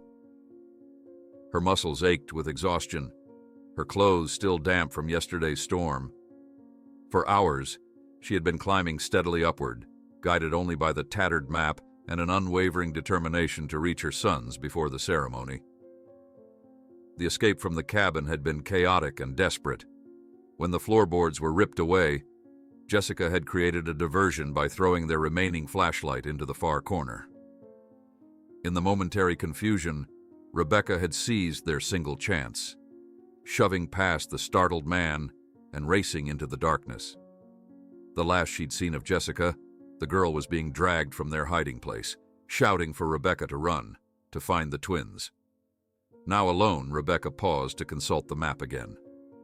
According to her calculations, she should be approaching the perimeter of the Valley of Purity. The journal had described multiple security checkpoints, but had also mentioned a rarely used eastern approach that might be less guarded. She took a sip from her dwindling water supply and pressed forward, each step bringing her closer to the children she'd spent 9 years searching for.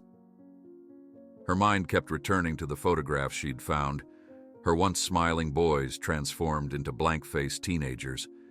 Would they recognize her at all?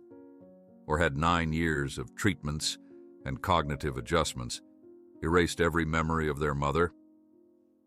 As she crested a steep incline, the forest suddenly thinned, revealing a natural clearing ahead. Rebecca dropped instinctively to a crouch, scanning the area.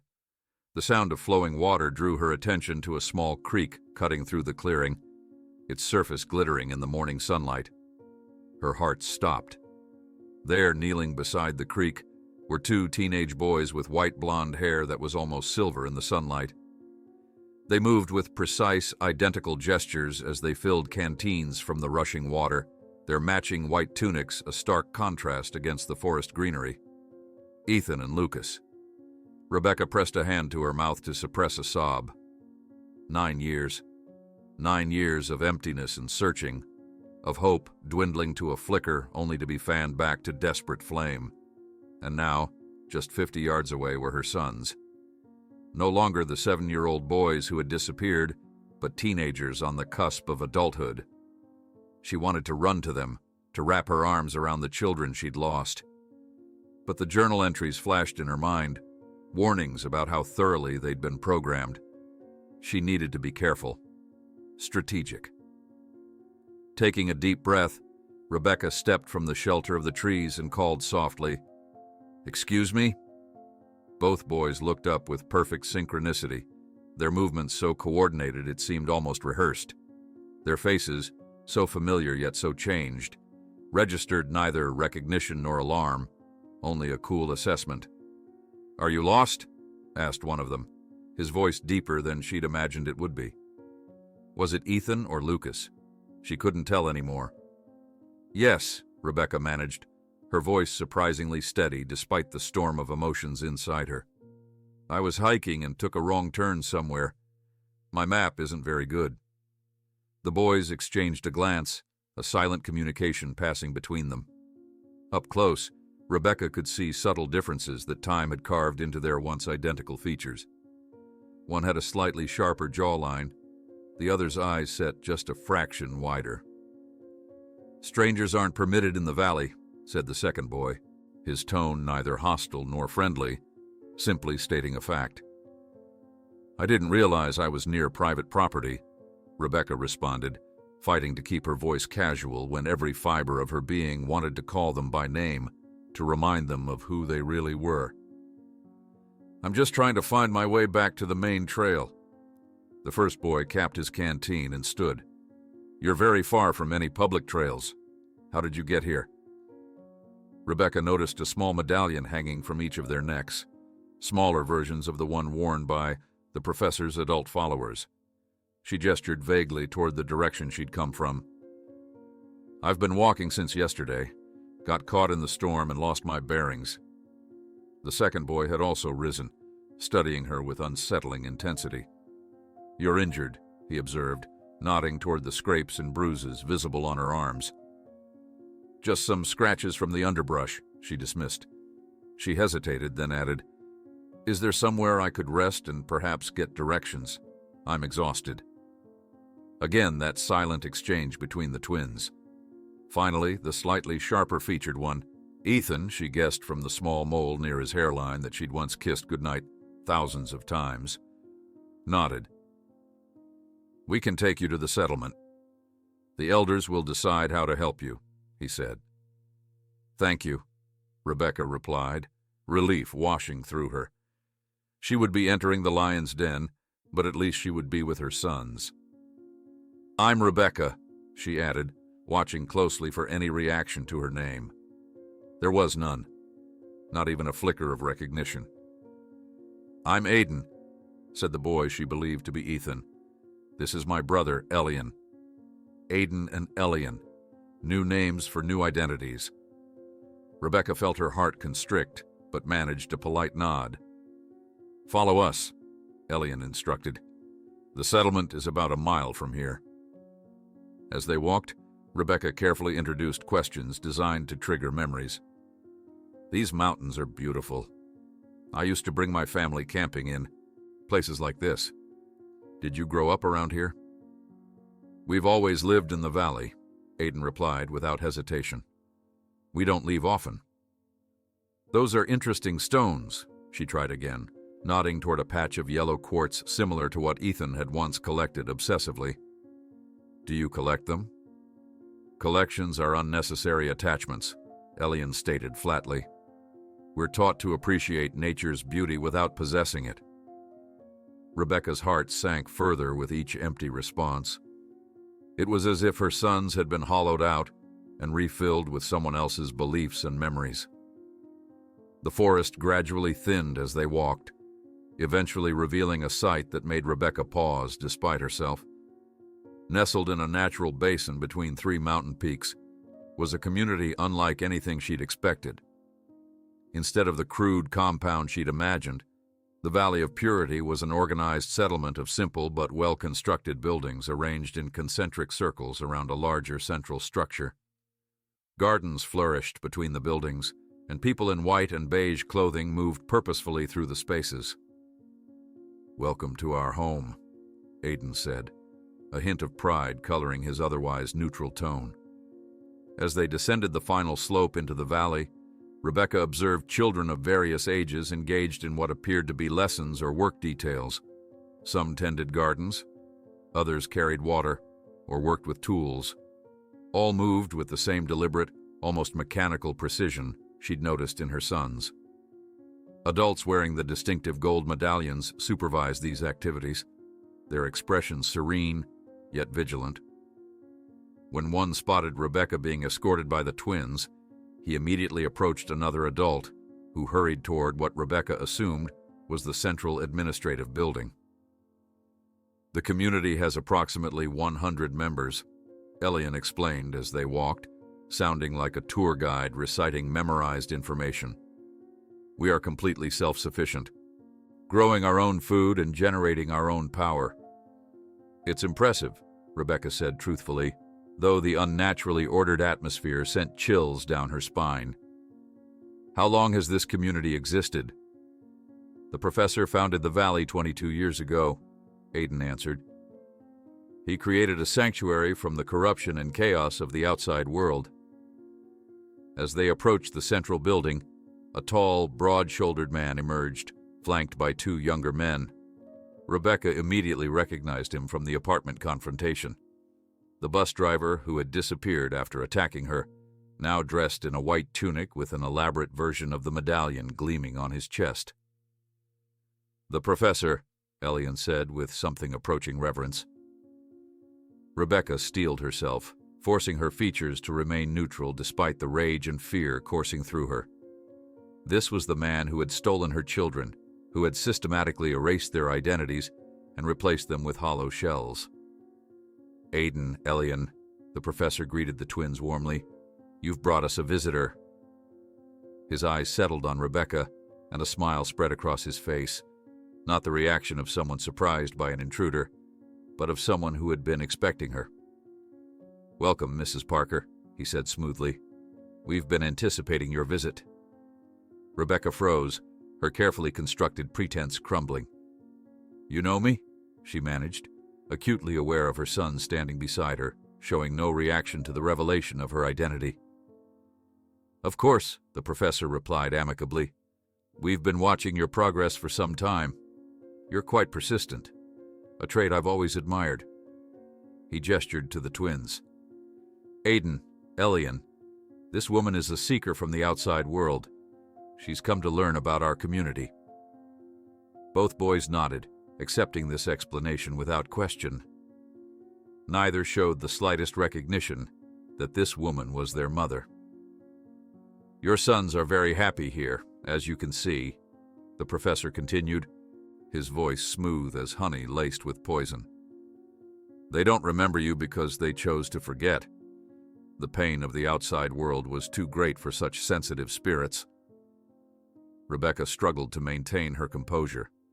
I'd like to speak with them, alone. The professor's smile never wavered. I'm afraid that's not possible at this stage. Their final purification ceremony is approaching, and outside influences could be disruptive.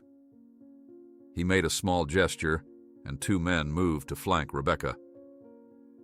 However, you're welcome to stay as our guest until after the ceremony. In fact, I insist. The men gripped Rebecca's arms firmly but not roughly, making it clear that resistance would be futile. Take her to the reflection cabin, the professor instructed.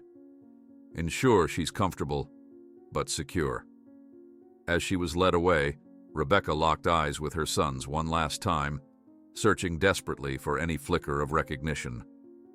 They stared back with polite indifference, as if watching a stranger pass by. The reflection cabin proved to be a small but clean structure at the edge of the settlement. Inside was a simple bed, a chair, and a small table. The windows were covered with decorative but sturdy wooden latticework that couldn't be removed, and the door locked from the outside. After her guards left, Rebecca immediately began examining every inch of the cabin, searching for weaknesses or potential escape routes. She had just discovered a loose floorboard when the door opened again. Two men entered, half carrying a struggling figure between them. They deposited their burden unceremoniously on the floor and exited without a word, the lock clicking ominously behind them. Jessica! Rebecca rushed to the girl's side. Jessica looked up, her face bruised but her eyes clear. They caught me about a mile from the valley, she explained as Rebecca helped her to the bed. I think they were waiting for me. They knew we were coming, Rebecca said grimly. The professor was expecting me. Did you see them? Jessica asked urgently. Ethan and Lucas? Rebecca nodded, the reality of her encounter with her sons hitting her anew. They don't know me, Jessica. They have new names, new identities. It's like my children don't exist anymore. The ceremony, Jessica reminded her, lowering her voice. We still have 2 days to stop it. Before Rebecca could respond, the door opened once more, The professor entered, followed by the twins. They stood at rigid attention just inside the door, their expressions neutral and eyes focused slightly above the prisoners' heads. "I thought you might appreciate some company, Mrs. Parker," the professor said pleasantly. "And I wanted Aiden and Elian to observe our conversation.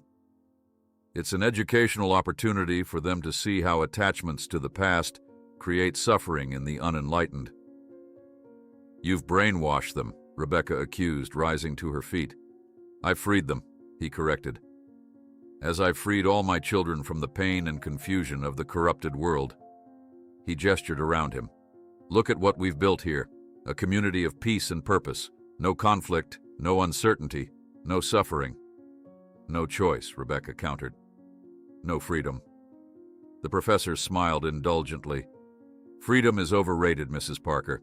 It's really just another word for chaos." He turned to the twins. "Observe how she clings to outdated concepts. This is why we must complete your purification, to protect you from such limiting ideologies." At first light, Rebecca advanced alone through the mountain forest, guided only by the map and her desperate need to find her sons before the ceremony. Exhausted and dehydrated from her escape, she stumbled into a clearing and saw, for the first time in 9 years, 2 teenage boys with white blonde hair collecting water from a stream. Rebecca couldn't tear her gaze away from the professor as he stood before them, the embodiment of everything she had feared and hated for 9 years. In person, he was more imposing than she had imagined. Tall and broad-shouldered, with silver-streaked dark hair and unnervingly calm eyes that studied her with clinical interest. "9 years is a long time to search for something, Mrs. Parker," he said, his voice carrying a cultivated warmth that didn't reach his eyes. "Most parents give up after the first year. The dedicated ones might last 2 or 3. But 9? That's quite remarkable." "They're my children," she replied simply, her voice steady despite the storm of emotions raging inside her. The professor nodded as if she'd made an interesting academic point. "They were your children, a biological connection, certainly. But identity isn't fixed, Mrs. Parker. It's fluid, malleable, especially in the young." He turned to the twins, who continued standing at attention, their eyes fixed vacantly ahead. "Aiden, Elian, would you say you're happy here in the valley?" "Yes, Professor," they answered in perfect unison, their voices flat and emotionless. "And do you feel any connection to this woman? Any sense of recognition?" Both boys finally looked directly at Rebecca, studying her with detached curiosity. After a moment, they both shook their heads. "No, Professor," Ethan, now Aiden, said. "She is unknown to us." Rebecca felt something break inside her at the words, but kept her expression neutral. She wouldn't give the professor the satisfaction of seeing her pain. "You see?" The professor spread his hands, as if the demonstration had proved an important point. "Your sons made a choice, Mrs. Parker. Perhaps not consciously at first, but children are remarkably adaptable. They embrace the opportunity to start fresh, to live in harmony, rather than chaos." "After you drugged them," Rebecca countered, her eyes flicking to Jessica, who was watching the exchange intently. "After you systematically broke down their identities using specialized compounds and isolation techniques." Something flickered across the professor's face. Surprise, perhaps, that she knew such specific details. He recovered quickly, his smile never wavering. "I prefer to think of it as clearing away the debris of modern society," he replied smoothly. "The chemicals simply accelerate a natural process of releasing attachments to the past. The human mind wants to heal, to find peace. We merely provide the optimal conditions." He gestured toward a small window, through which part of the settlement was visible. Children moved in orderly groups between lessons and tasks, their movements as coordinated as dancers in a ballet. "Look at what we've created here," he continued. "A community where everyone knows their purpose, where children aren't bombarded with confusing messages and contradictory values, where they can develop their true potential without the contamination of a toxic culture. "You stole them," Rebecca insisted, her voice rising slightly. "Not just my sons, but all of them. You decided you knew better than their families, better than the entire world." The professor's expression hardened momentarily before settling back into its mask of benevolent authority. "I saved them. Each child here was carefully selected for their special qualities: intelligence, sensitivity, untapped potential that was being squandered or damaged by their circumstances." He moved closer to the twins, placing a hand on each of their shoulders. The gesture was possessive, making Rebecca's stomach turn. "The Golden Twins, as we call them, are perhaps my greatest success story. Their natural connection makes them uniquely receptive to our methods. They've progressed further than any others, achieved a level of clarity most adults never reach." Rebecca forced herself to remain calm, to think strategically. Antagonizing. The professor wouldn't help her sons. "What is this ceremony you're planning?" she asked, changing tactics. "The one you mentioned earlier." The professor smiled, seemingly pleased by her interest. "The completion ceremony marks the final stage of purification. After 9 years of careful preparation, Aiden and Elian will drink the waters of clarity under the full moon, severing the last subconscious ties to their former existence." Jessica spoke up for the first time. "And then what? They'll forget everything permanently?" "Not just forget, my dear," the professor replied, studying Jessica with newfound interest. "Transcend. The final compound creates neural pathways that make regression to previous states impossible. They will achieve a permanent state of presence. No past to distract them. Only the eternal now and the future we create together." Rebecca felt ice spread through her veins. The journal had hinted at this, but hearing it stated so plainly made the horror of it fully real.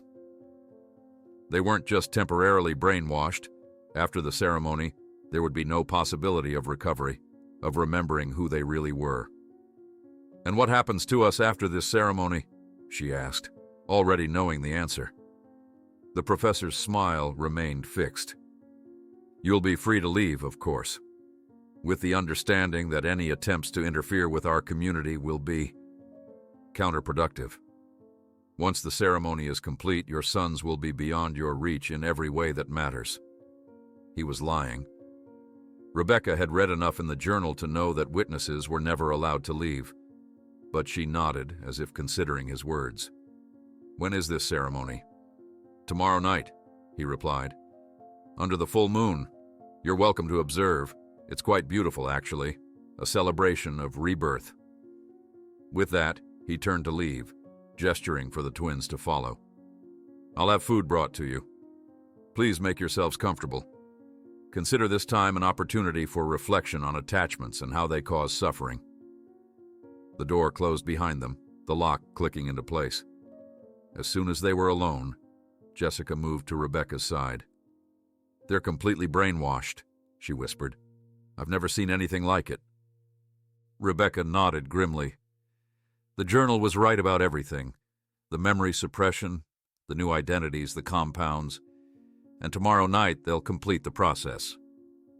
She ran a hand through her hair in frustration. "We have less than 24 hours to stop it." Jessica began examining the cabin more thoroughly, testing the windows and door. "We need to find a way out of here.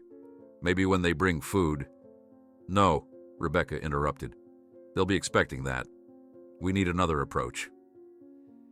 She knelt and pried up the loose floorboard she'd discovered earlier. The space beneath was shallow, but large enough to hide small objects. "Help me check every inch of this place. There must be something we can use." They methodically searched the cabin, finding nothing more useful than a few rusty nails and a thin metal rod that might have once been part of a curtain fixture. Rebecca pocketed these items, unsure how they might help, but unwilling to overlook any potential tool. "What about the ceremony itself?" Jessica suggested. You said it happens under the full moon. That means outside, right? Maybe there's an opportunity there. Rebecca considered this. The journal mentioned something about the waters of clarity. The professor said they drink it as part of the ceremony. Her eyes widened with sudden realization. The warning in the note we found with the skeleton, beware the water. It must be how they administer the final compound.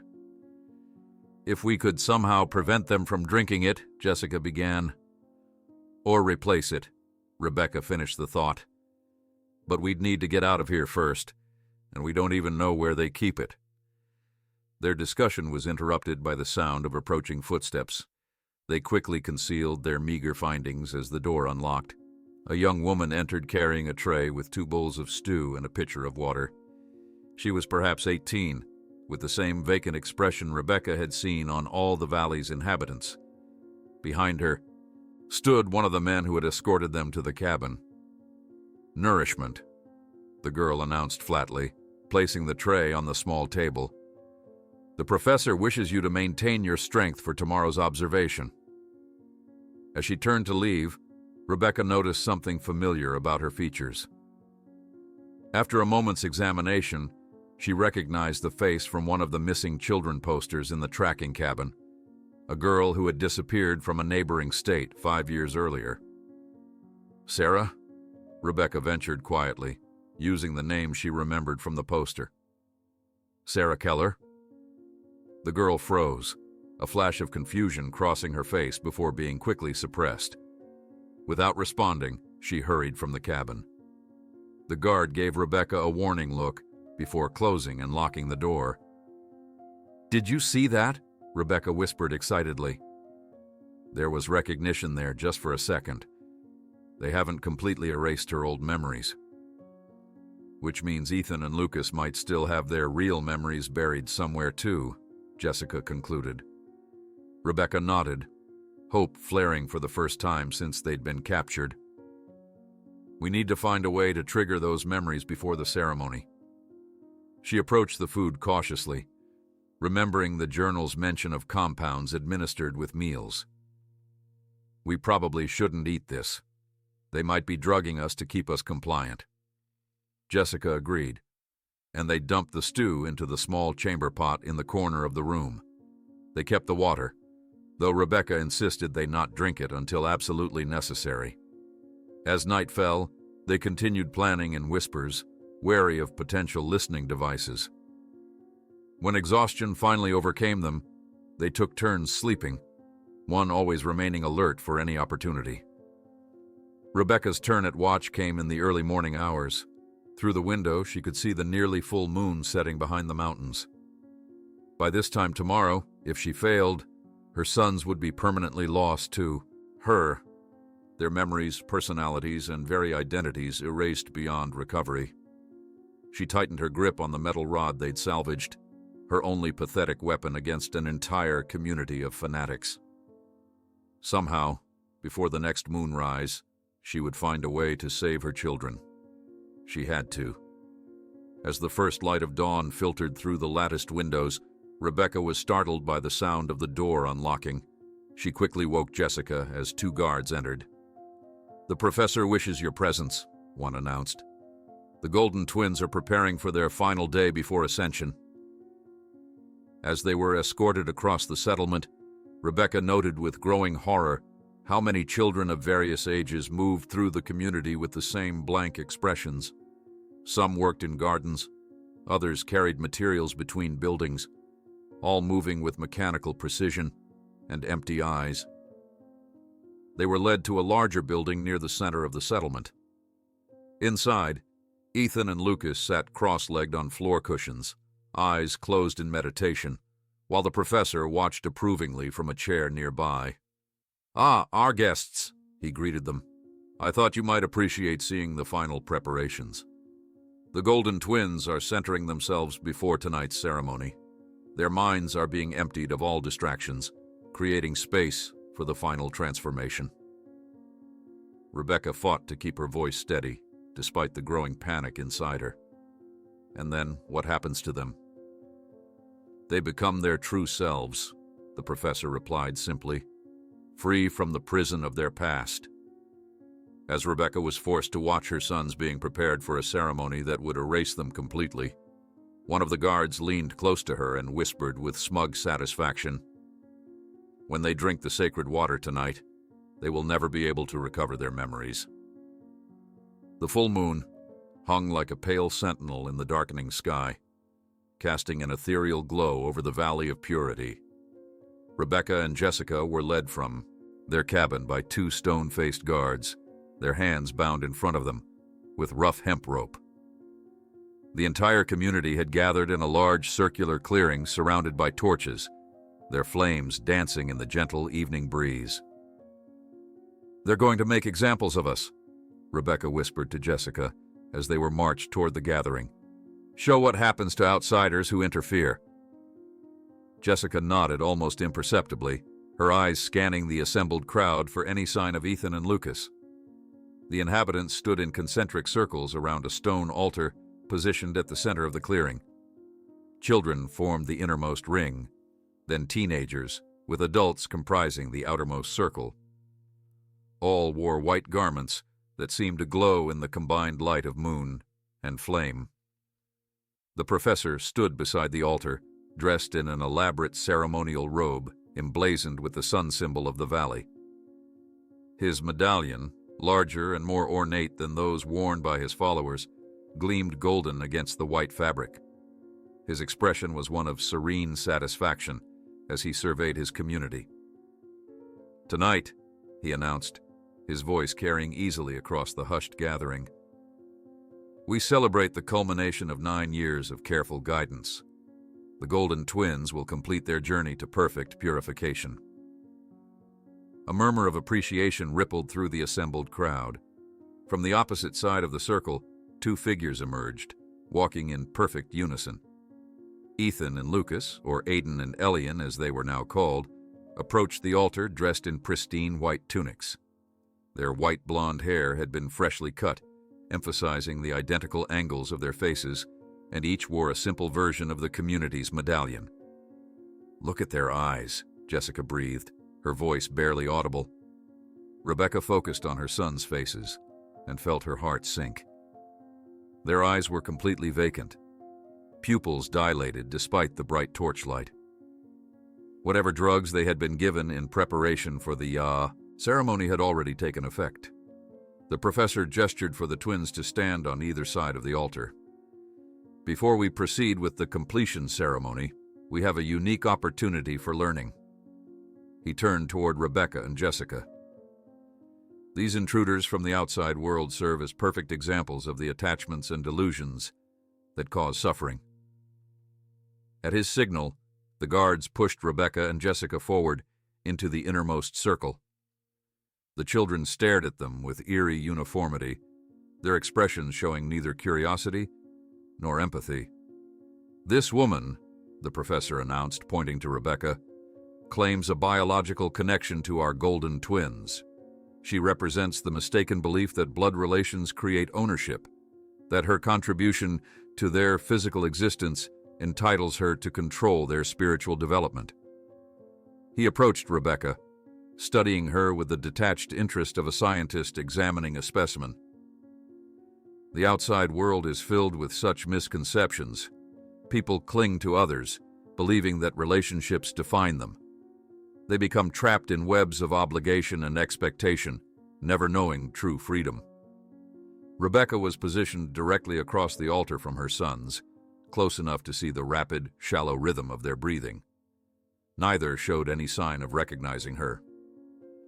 "Tonight," the professor continued, addressing the entire community, "as our Golden Twins drink the waters of clarity and complete their 9-year journey to perfect purification, these outsiders will witness the futility of their attachments. They will see that the bonds they believe to be unbreakable can indeed be dissolved completely." From behind the altar, an older woman approached carrying an ornate silver chalice. She placed it reverently on the stone surface, then backed away, with her head bowed. The professor lifted the chalice, holding it high so that the moonlight caught the liquid within making it shimmer with an unnatural blue luminescence. "The waters of clarity," he intoned solemnly, "purified by moonlight and enhanced with the sacred compounds that free the mind from the prison of the past. When consumed under the full moon at the culmination of proper preparation, it creates permanent neural pathways that make regression to previous states impossible." Rebecca felt panic rising in her throat. This was it, the moment when her sons would be lost to her forever. She had to do something, anything, to stop this ceremony. Her eyes met Jessica's, and she could see the same desperate calculation in the girl's expression. The professor lowered the chalice to the altar. "As the moon reaches its zenith, Aiden and Elian will drink from the sacred waters, completing their transformation. Their journey began 9 years ago, when they were guided away from a corrupted existence. Tonight, that journey ends, and their true existence begins." He gestured for the twins to approach the altar. They moved forward in perfect synchronization, their faces expressionless. The assembled community began to hum a low, harmonious tone that seemed to vibrate through the clearing. Rebecca struggled against her bonds, drawing a warning glare from the nearest guard. "Please," she called out, her voice cracking with emotion.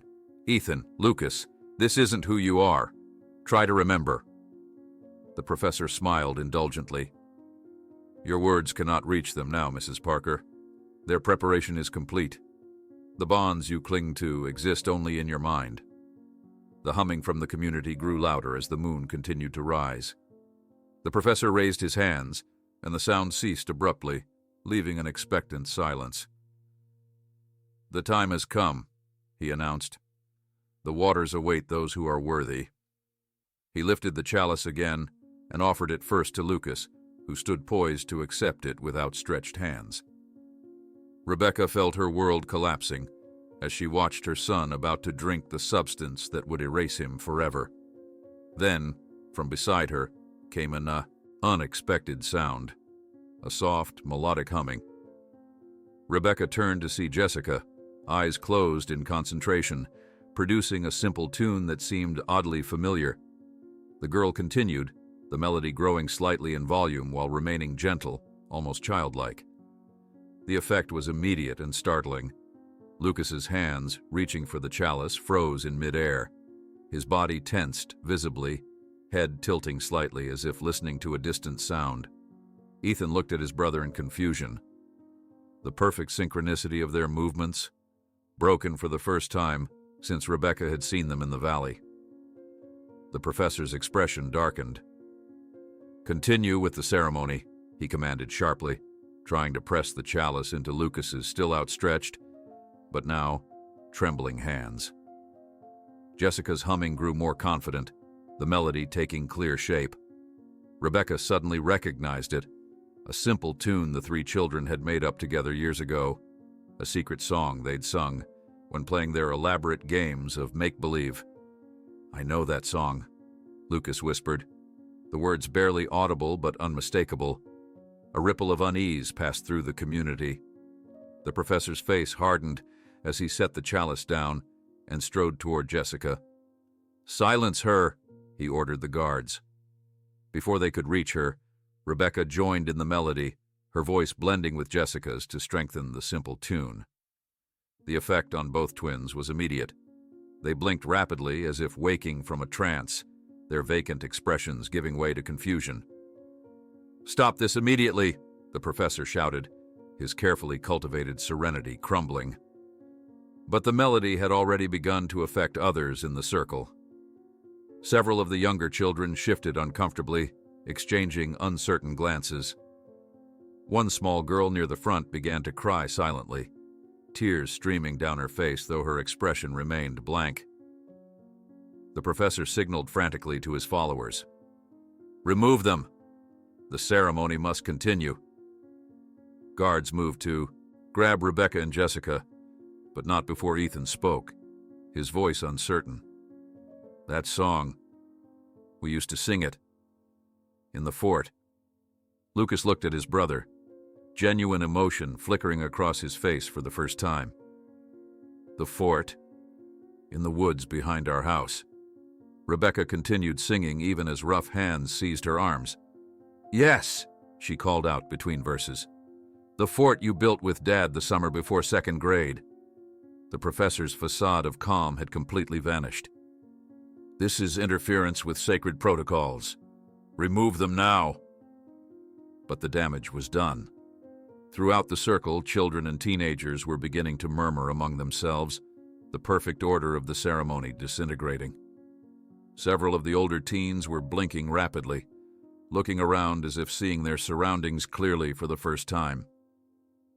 "Take the waters to safety," the professor commanded an aide, who hurried to retrieve the chalice from the altar. In the ensuing confusion, Rebecca managed to wrench free from her guard. With her hands still bound, she rushed toward her sons. "Ethan, Lucas, try to remember who you are." The twins stared at her with dawning recognition, fragments of memory visibly fighting through years of conditioning. "Mom," Ethan whispered hesitantly, the name foreign on his tongue after so long. The professor lunged forward, physically inserting himself between Rebecca and her sons. "They are Aiden and Elian. They belong to the valley." More guards converged on Rebecca, dragging her away from the twins. One struck her across the face, sending her sprawling to the ground. Blood trickled from her split lip as she was roughly hauled back to her feet. Jessica continued humming the melody despite a guard's hand clamped over her mouth, the tune now picked up by several of the younger children who swayed slightly as forgotten memories stirred within them. "Confine the intruders and prepare the emergency purification protocol," the professor ordered, his voice tight, with barely controlled rage. "The ceremony will proceed regardless of this disruption." As Rebecca was being dragged away, she caught one last glimpse of her sons. They stood together, no longer in perfect unison, but in the natural stance of brothers supporting each other. Confusion and pain evident on their faces as the first cracks appeared in 9 years of careful programming. "I know that song," Lucas murmured again, a single tear sliding down his cheek as a fragment of memory surfaced through the layers of programming. Jessica continued singing, her voice growing stronger despite the guards' attempts to silence her. The haunting melody carried across the clearing, weaving through the night air like an incantation breaking a long-cast spell. All around the circle, faces that had been blank moments before now showed confusion, uncertainty, and the first flickering signs of independent thought. "Stop her!" the professor shouted, his carefully cultivated composure completely shattered. "Silence her immediately!" The guard clamped his hand more firmly over Jessica's mouth, but she had accomplished her purpose. The simple tune had taken root, rippling through the assembled children like a stone dropped in still water. Some had begun humming it themselves, others swayed slightly as if caught in a half-remembered dance. Lucas stood frozen beside the altar, his hands still outstretched but trembling visibly now. His eyes, which had been vacant only minutes before, now brimmed with confusion and pain as dormant neural pathways struggled to reactivate.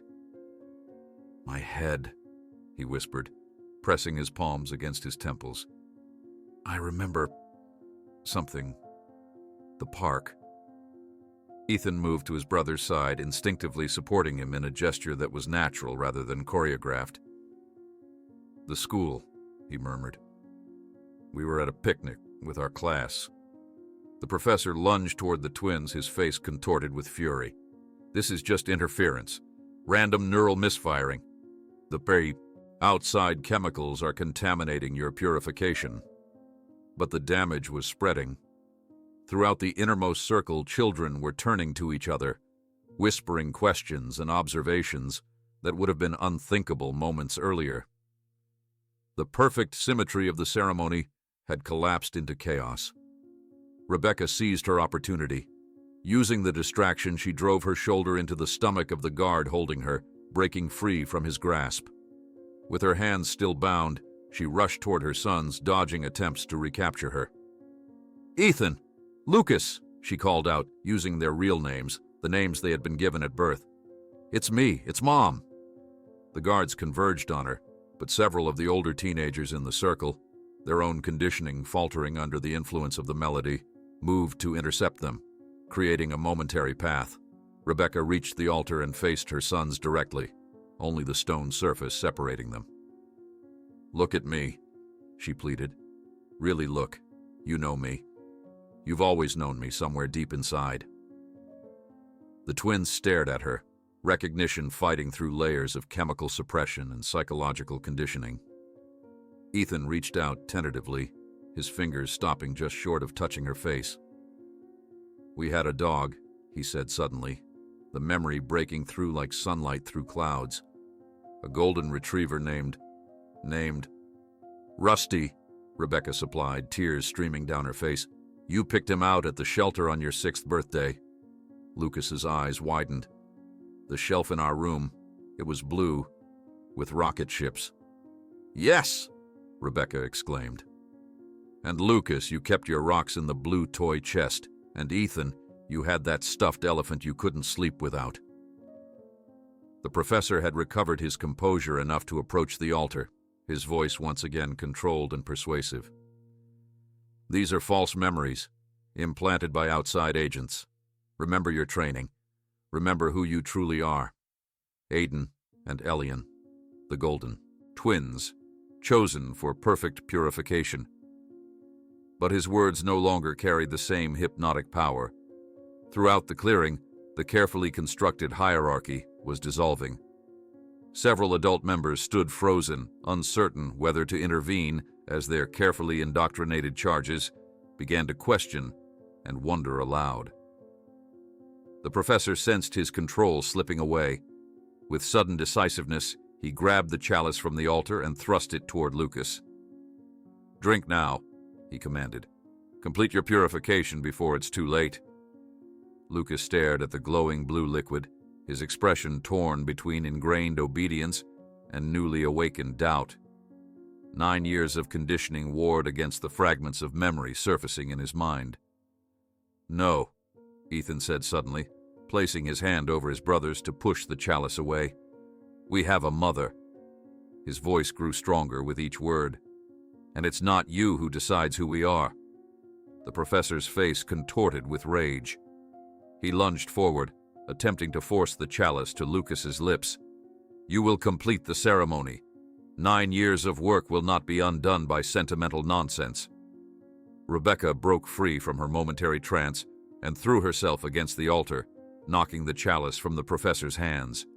The ceremonial vessel tumbled through the air, its luminescent contents spilling across the ground, where the liquid sizzled strangely against the earth. "You've stolen 9 years of our lives," Rebecca shouted, facing the professor directly. "You won't take 1 day more." All around them, the carefully orchestrated ceremony had devolved into confusion. Many of the younger children were crying, while teenagers stood in small clusters, whispering urgently to each other. Several adult members had already slipped away into the darkness, sensing that their carefully constructed reality was collapsing.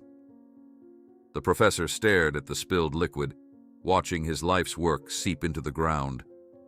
When he looked up, his eyes held a dangerous gleam. He reached inside his ceremonial robe and produced a small glass vial filled with the same glowing blue substance. "I always prepare for contingencies," he said coldly. "The ceremony will be completed." Before anyone could react, he lunged for Lucas, vial in hand. But Ethan, moving with the instinctive coordination of a twin protecting his other half, intercepted him, knocking the vial from his grasp. It shattered against the stone altar, its contents evaporating in a wisp of blue vapor. Enraged beyond reason, the professor grabbed Ethan by the throat. "You were my perfect creation," he snarled. "My living proof." Lucas, seeing his brother in danger, reacted without hesitation. 9 years of physical training in the valley, originally intended to create perfect vessels for the professor's vision, now served a different purpose as he delivered a precise strike that forced the professor to release his grip. The twins stood together, shoulder to shoulder, facing their captor. Around the clearing, the remaining adults of the community watched in stunned silence as their leader's mask of benevolence crumbled completely. "We remember now," Ethan said, his voice stronger than it had been in years. "Not everything, but enough."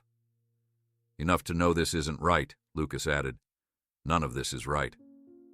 Jessica had broken free from her guard and made her way to Rebecca's side.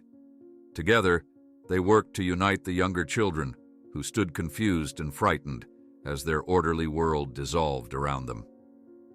"It's over," Rebecca told the professor. "Your community is finished."